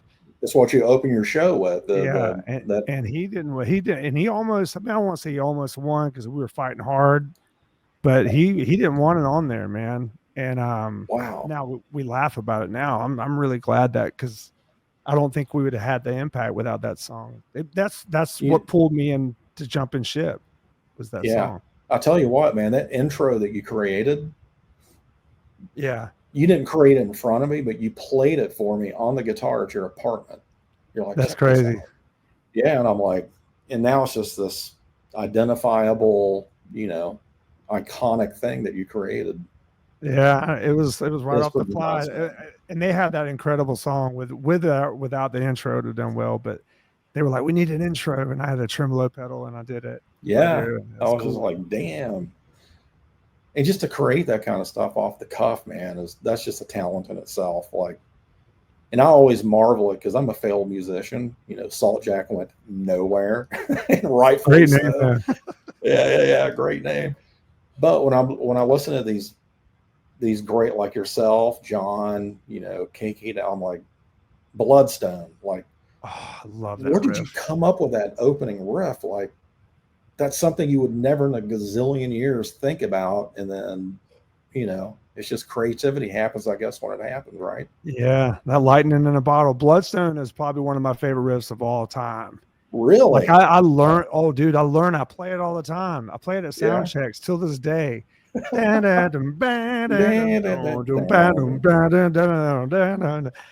It was classical music, you Yeah. know, like it was Bates, it was as good as Bates. If you think about the actual complexity of the note change, the chord Yeah. changes, and nobody was doing what, yeah. And then he goes into a swaggy dan dan dan I love it. Love it. The fact we're talking about Priest just makes me happy. Yeah, me My too. worries are We gone. got an Yeah. entire podcast on that. Exactly. Walk me through the emotional headspace when you're writing Angel Son. Oh man, there's like a few parts. I had the riff lingering for a long time. I had the melody for the chorus for a long time. And I knew it was, but I didn't think it would be for Sevendust. And then Mikey Dolan hit me up for the opportunity. Man, once you guys do a song, I had that brewing. The verses weren't wrote yet. LJ did those on the spot. Didn't have, Wow. only thing that was written was my part and the chorus. And Lejean just sang the verses like pretty much first take, second take, right there on the spot. It was awesome to watch. And Wow. yeah, man. So that song was, I it was kind of bittersweet because that song came out and it was kind of a big deal for a second, and no one ever recognized me as a singer on the song. And I was like, you know, like my ego was hurt. But now I look back, I'm like, it was all ways to keep me humble. But at the same time, I should have just been focused on the service for, you know, it was for our friend. Secondly, the song has been used for people's funerals and all these like heavy people, you know, people cry during it. It's like, and I just really thankful that that song went through me and Lejean. Just, you know, it is what it is. One of those, that was our little lightning in the bottle song. Yeah. And I'm It's just so crazy thankful. because Lejean wears his emotions on his sleeve. And it seems Mhm. like every time he does that song, he comes to tears talking about it. Yeah, it trips me out that he does still. Yeah. Yeah. All these years later. Yeah. So you've written for a wide range of projects. How do you compartmentalize what's for Sevendust versus solo work? Man, I think it depends on when a Sevendust record's due. Um, if I say this isn't for Sevendust, it opens up a ceiling a little bit. Like I can get a Right. little quirkier, I can get a little weirder. But that line is blurred a little bit. The older Sevendust gets, the more I realize we can do. Our fans will accept any kind of venture.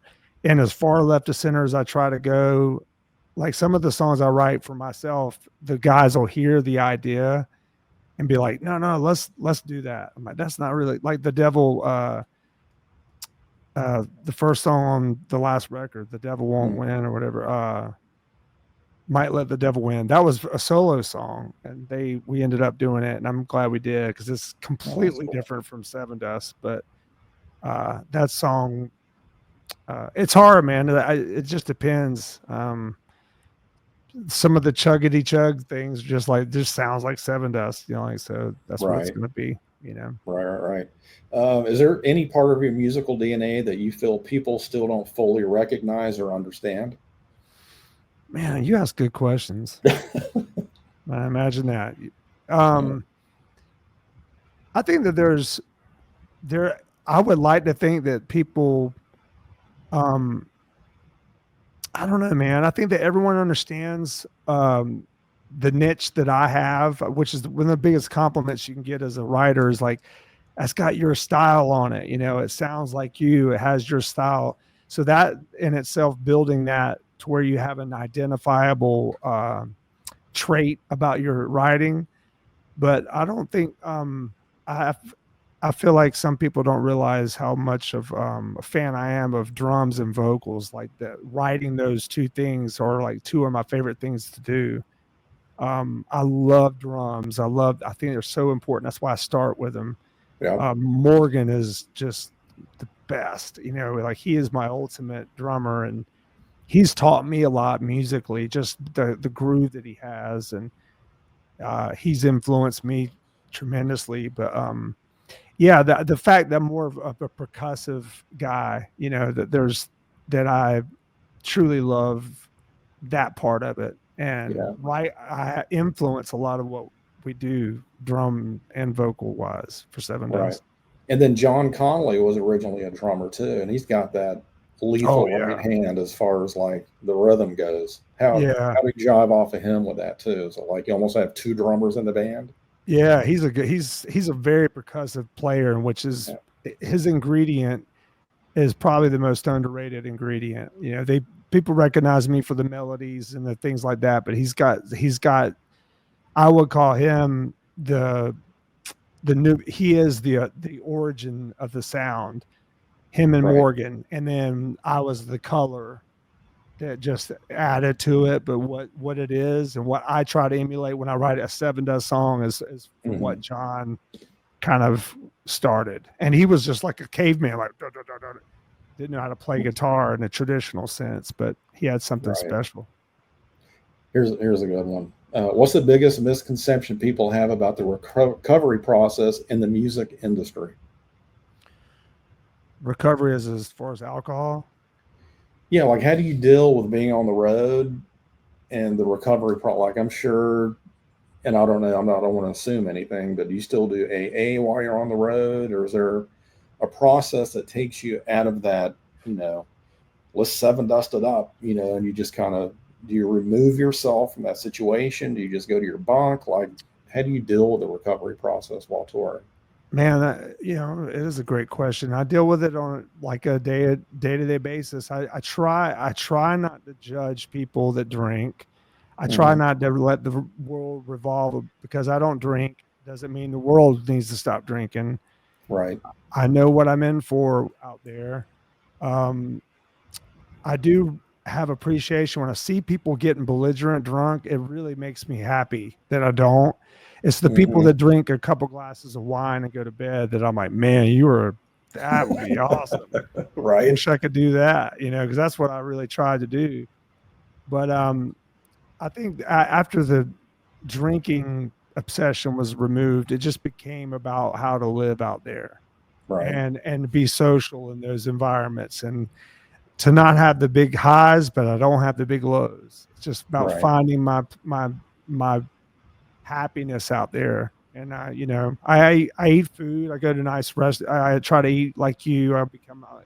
Find my different joy, in different things. Right. But it's funny for me with the Five Finger Death.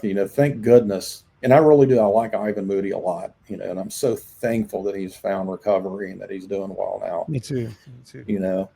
But for me, it was, and I don't judge anybody that drinks either. To me, it was the annoyance factor. Like, oh, dude, oh my God, you're a nightmare to be around. And I don't want to be around. I just want to be around a normal person that I can have a conversation with. And when it just gets annoying, I gotta go. It's not that I'm judging. I just don't want to be around people that are just talking out of their, when it gets to that point, I do remove myself, and it's tough because you're in a 45-foot bus. There's only so much, removal you can do. But I don't like that, man. I didn't like being around. I don't want to be around that if I don't have to be. It triggers things in me with my mom's alcoholism and stuff. And then when people start talking to me and repeating themselves, and it triggers a childhood trauma in me. So I'm like, I don't want to. And a lot of people know not to mess with me. Like, I won't name a name, but there was a particular band and a particular singer that was, I would just tell them, just stay in your lane. You do whatever you want to do. Just don't come poking at me. We won't have Right. any problems. Were they trying to get you to engage in alcohol or? No, just like No, very, okay. it's like the opposite of you think that the sober guy is judging you, but the drunk people can judge a sober person quicker than anything. They Oh yeah. automatically assume that you're holier than thou. They automatically assume you're uppity. They're all automatically Or you're, assume all, I've or had bored. ex-girlfriends. Yeah, because I don't drink or I don't get drunk. I have a glass of wine like once every 3 months with a steak or whatever. But Mhm. I've had like an ex-girl, why are you such a stick in the mud? Yeah. Why are you an alcoholic? No, my dad was, and I know, that's a DNA footprint, Hmm. and I don't want to become one. I got responsibilities. I got a son that looks up to me to not be a crazy alcoholic or whatnot. I just don't want to take that chance. Like I always ask even now, but like before I do stupid shit, but now I always ask myself, what is the upside to what I'm about to do? Right? Yeah. When I see you at a concert, that's one of the best times of my life because I can have an in-depth conversation that's interesting, that's funnier than hell, Yeah. that will be better and more genuine than any drunk conversation I've had. And those are my party nights. Like, oh Yeah. damn, there's actually someone I can talk to with some substance, and Right. there's joy in there, man. There's like Yeah. it's and we feel good, and it's authentic. It's not. I don't need to be drunk to like you. You don't need to be. You're just like, hey, Right. man. You know what I mean. It's like those are the people I find now. I'm like, oh, cool. I can actually have a conversation. A nice dinner, or Yeah. maybe go to a movie or whatever it is. Like. I don't want to be peeking out blinders at 9 a.m., pulling up to a venue, peeing out of my butt, like, Yeah. apologizing to everybody. That's not fun either. No, it's not. Um, have you ever had? I can't stop laughing. It's not funny, but it is funny. Have you ever had to step away from songwriting or playing to protect your mental health or sobriety? I have had to step away from, well, you know what? I think the plan is what I'm trying to think about how to say this. I thought I was going to have to step away from music when I first got sober because every time I go on tour, I'd fall apart. So I Right. actually thought I was going to have to walk away from music, and I was ready to. I was roofing on a house in Louisville, Kentucky, happy as ever. And Morgan called and got me back in Sevendust, and I was happy about it. But at the same time, I was ready to not do it again because I didn't want to give up my life, and I knew if I drank, I would. And Right. so yeah, there was a time where I thought I was going to have to give it up. Um, Mental health, I wish I would have protected it more in the past, and people throw that term around a lot, but there's a lot to it, man. There's been times out there where I was really, really sad, like um, very dark places in my head, and I was sober too, you know, which Oh is wow. crazy. It wasn't always that way, so I just compromised a lot of my happiness and joy just being around the thick of it, man. Like, and that stuff is wears on you, man. If you're around it, it's like you are who you surround yourself with, And That's one thing my mother always told me. She goes, "You're a product of your environment." yeah, You know, and to me, it seems like the touring lifestyle, inherently fuels self destruction. You're out there and people are doing the craziest shit imaginable, especially back in yeah, the day. yeah. And You and know. and you get a badge of honor. Yep. Yeah, it was like the war stories. I feel ridiculous even telling war stories now because it just seems it's not cool to me anymore. The No. charm is worn off, especially if you're in your 50s and 60s.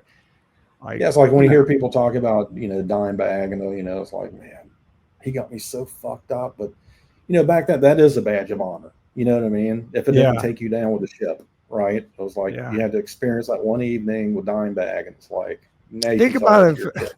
Think about if social media was around. They were making those funny videos that they made.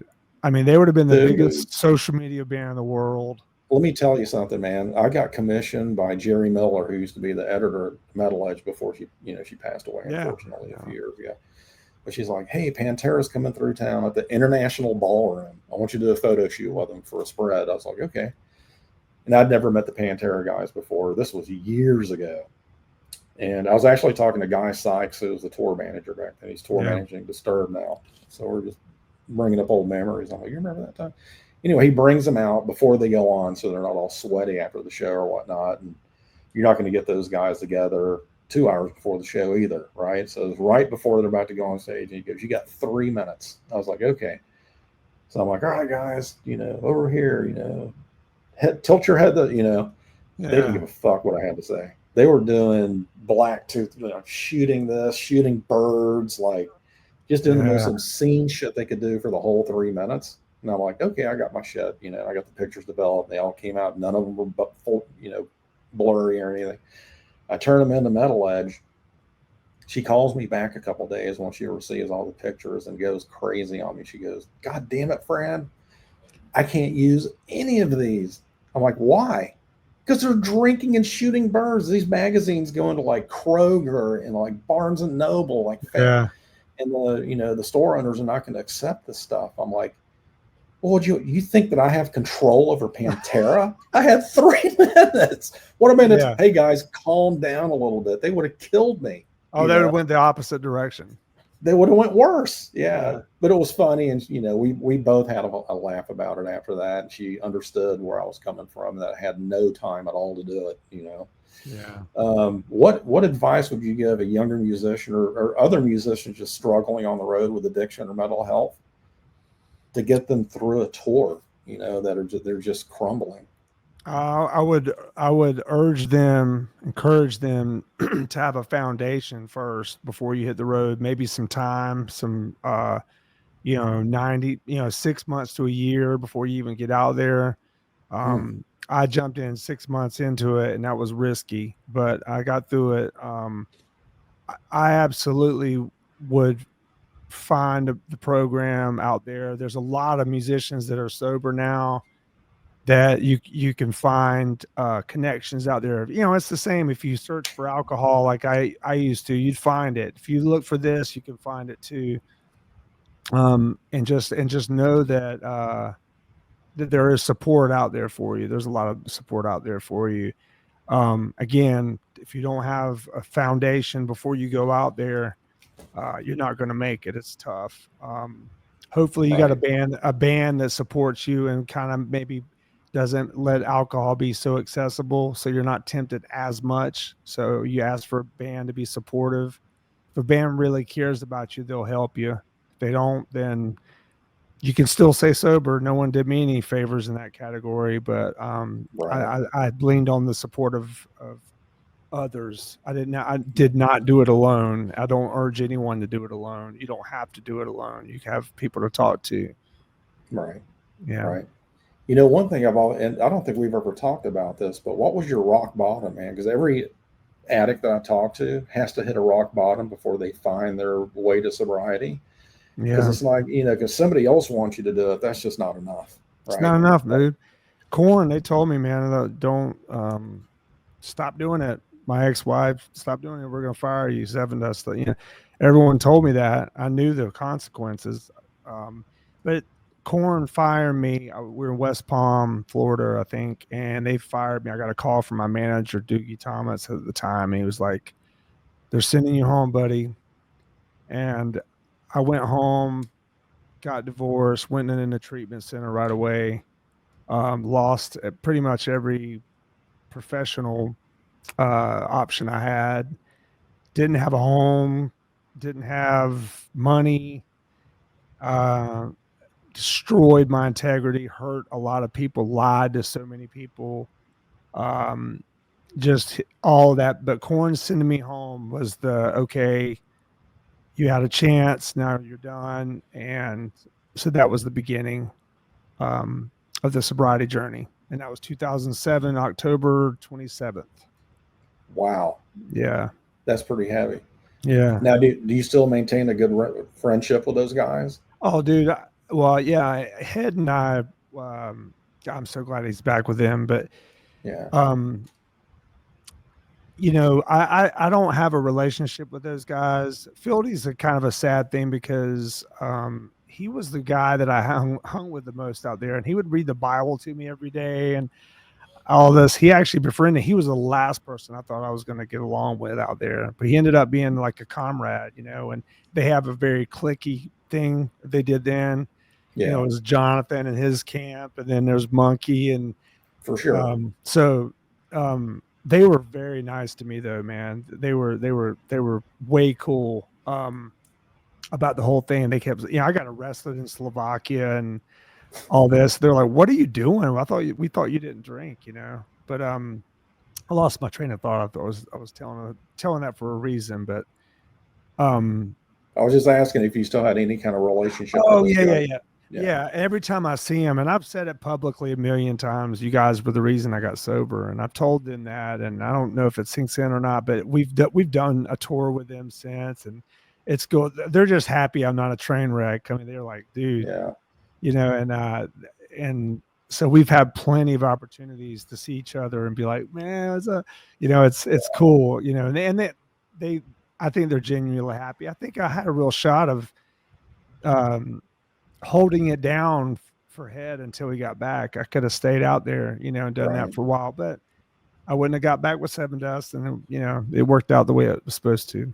Yeah. Was there ever a moment of like when you came out of treatment and you're well, but everybody knew the story that you were all fucked up and got fired? Was there like a walk of shame period Oh of coming back man, to the scene?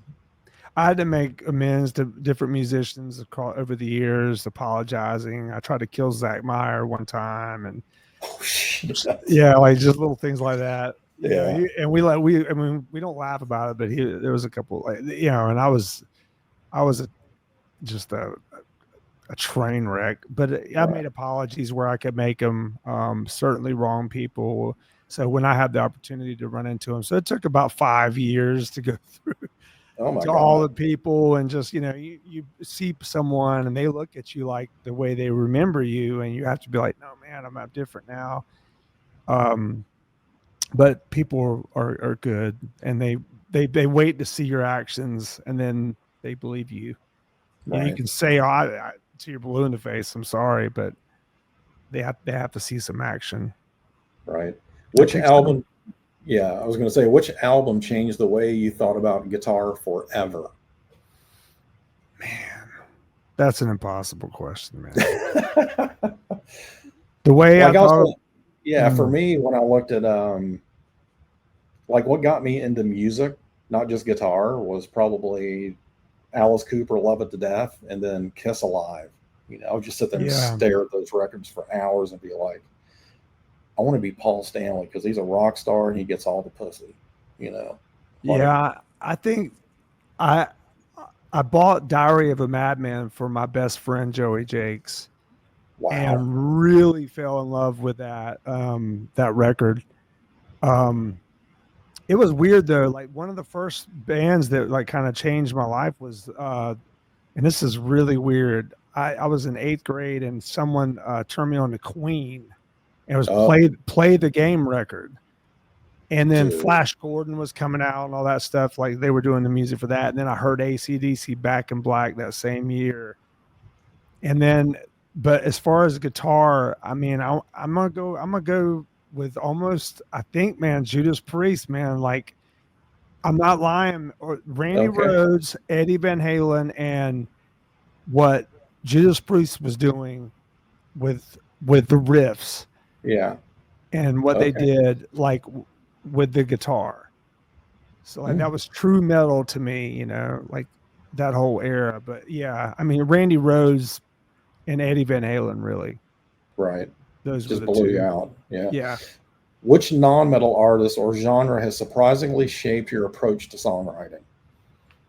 Um, U2, The Edge, like U2 really influenced me. Duran Duran, a lot of that new wave, Hmm. Depeche Mode, and all those. I was a closet fan of those. I never talked about it with my metal buddies, Right. but yeah, I loved all that. I loved R&B.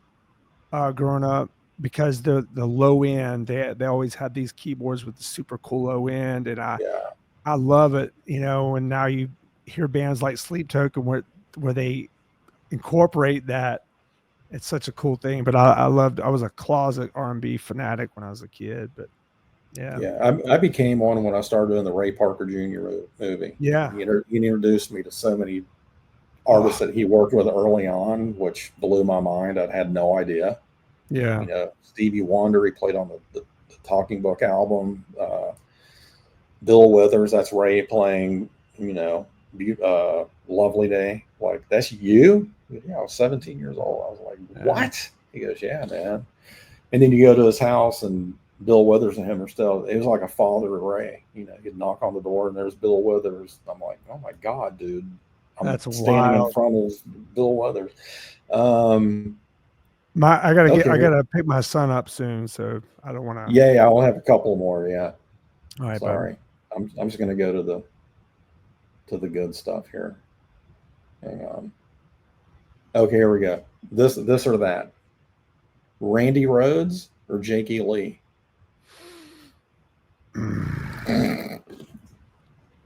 Man, for me, for me, it was Jakey Lee. Same, dude. I No don't want. disrespect to Randy I Rhoads, love but Randy dude, Rose, man. Like, unbelievable. For me, when I was in it, Jakey Lee, the guitar solo of that live Ultimate Sin, I oof, was blown away. yeah, And then I know there's a dark cloud over whatever with him, and I know that yeah, there's something there, but yeah, I was Jakey Lee all the way, man. yeah. He Like was he so just bad. yeah, incredible, incredible. Yeah. Zach Wild or Dimebag? Dimebag, Okay. Jerry Cantrell or Kim Thale? Jerry Cantrell, close though. Okay. Eddie Van Halen or Steve Vai? Man, I gotta admit, I mean, this is you know, This is the truth. Yeah, yeah, I gotta say, Wolfie, man, I'm sorry, brother, but yeah, Steve Vai yeah, opened up doors for me, man. Like, yeah, he yeah. was One of the commandments of thou shalt not lie. Uh, James Hetfield's down picking or Dave Mustaine's riffing? Dave Mustaine's riffing. That's a big thing, man. Like, I love Metallica. They got some great songs, great albums, but Megadeth, Yeah, dude, how do you challenge those riffs? And you're a singer guitarist. How does Dave Mustaine play those insane riffs and sing at the same time? yeah. And as quirk as his voice is, it's identifiable, man. And It really he is. found the best way to do whatever it is he does. I mean, yeah, you listen to his voice, you're like, what is this? Hanger George, 18, dude, get out of my oh my face. God. It's Yeah. amazing. George Lynch or Warren DeMartini? Mm. George Lynch, dude. Warren didn't have Okay. enough time up there, but Warren's close. I think Warren was the inspiration for George, but George, I mean, what he did Yeah. alone in Lynch Mob, Oh my God. the solos on that record are Yeah. beyond. I'm sure Warren DeMartini, but George, I've met George a few times. He's just cool as hell. Yeah, Just a I've good heard. dude. Sinister Gates or Mark Tremonti? As far as guitar solos, Yep. mm, I'm gonna barely give it to Mark. I'm gonna barely give it to him because Sinister Yeah, Gates writes some killer solos, dude. And he does. Mark's a cool dude, and that's the only Dude, reason. he is so cool. I'll tell Yeah, you this too, man. Mark Tremonti, Mike Mushock, and Jason Newsted practice more than anybody I've ever seen play an instrument yep. ever. Like, Si- Mark willed himself as a shredder, and in the beginning yeah, of Creed, he was not the player that he was. He no, willed himself yeah, a master guitar player, like yeah, he's still to this day. right. I don't know, I wrote this one down, but they're not even the same genre really. But Jimmy Page or Tony Iommi? Jimmy Page, Okay. Brian May's Harmonies or Tom Morello's Chaos?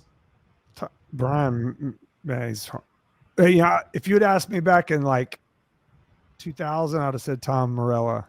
Right. These are all great comparisons, though. They're all like, Yeah. yeah, Slash or John Fuscante. What's his name from? not from Chili Peppers. Yeah. Hint John. Yeah. Yeah, That dude's got a great tone too, man. yeah. He's a All right, true artist. here we go. These are the tough ones now. All right, here we go. Priest or Maiden? Priest. Thank you.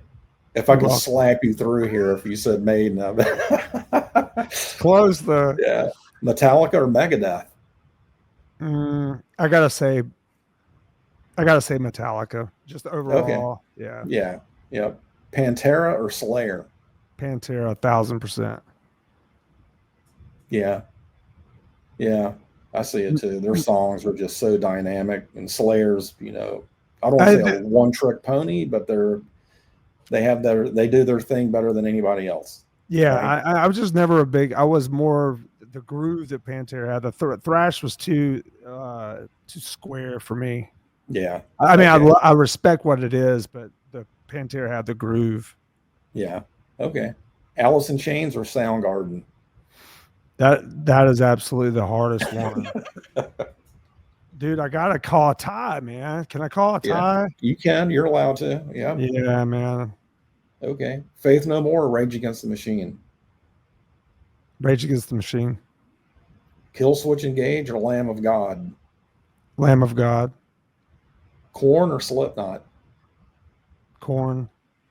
Black Sabbath with Dio or with Ozzy? I'm gonna go with Dio. Me too, man. The mob rules, dude.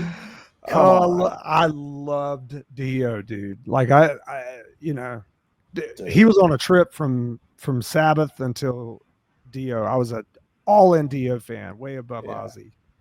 Who do you think's the most underappreciated guitarist as far as riffs and solos?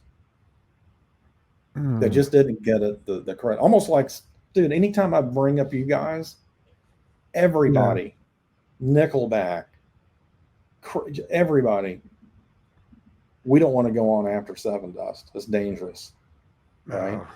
That was just like we're knuckle dragging just testosterone. That's why they were scared of us. They had the hits. I don't know, man. But who do you think is like the most underappreciated guitarist? I think Ty Tabor from King's X is just such an amazing guitar player. It didn't get. They had some success, obviously, but he did some incredible things guitar-wise. Right. I think mine is probably Chris Oliva from Sabotage. I knew you were going to say that. Yeah. Man, and he was a dear friend of mine, man. He was the nicest guy ever, dude. So good to Zach, Yeah. Anyway, dude, one more. Okay. One more little category. I know you got to go pick up your kid. Lane Staley or Chris Cornell? I got to go with Chris Cornell, man. But that's not fair, man. And both of them are past, but both are just genius singers, man. Chris Cornell, man. He's just, there's so many songs that, I just love. Yeah. Corey Taylor or Jonathan Davis? Jonathan Davis. Okay. Bruce Dickinson or Halford? Halford, dude. Okay. That's 1,000%. Yeah. That's it. Dude, thank you so much for all, over 2 hours of discussion that we could go another 3 days, man. Oh, dude, if I didn't have to go pick my son up, Well, we'll do a part 2 soon. But man, I really appreciate your vulnerability and just talking about everything. And I'm so proud of you more than anything else, dude. To see you in this headspace with a family that you love, that love you back, was my greatest joy, dude. Thank you, my brother. My brother, I love you, man. You're a good dude, brother. Thank you for having me. Yeah, I'll see you soon, man. All right, brother. Be well. See you, buddy. Bye. See you. Bye.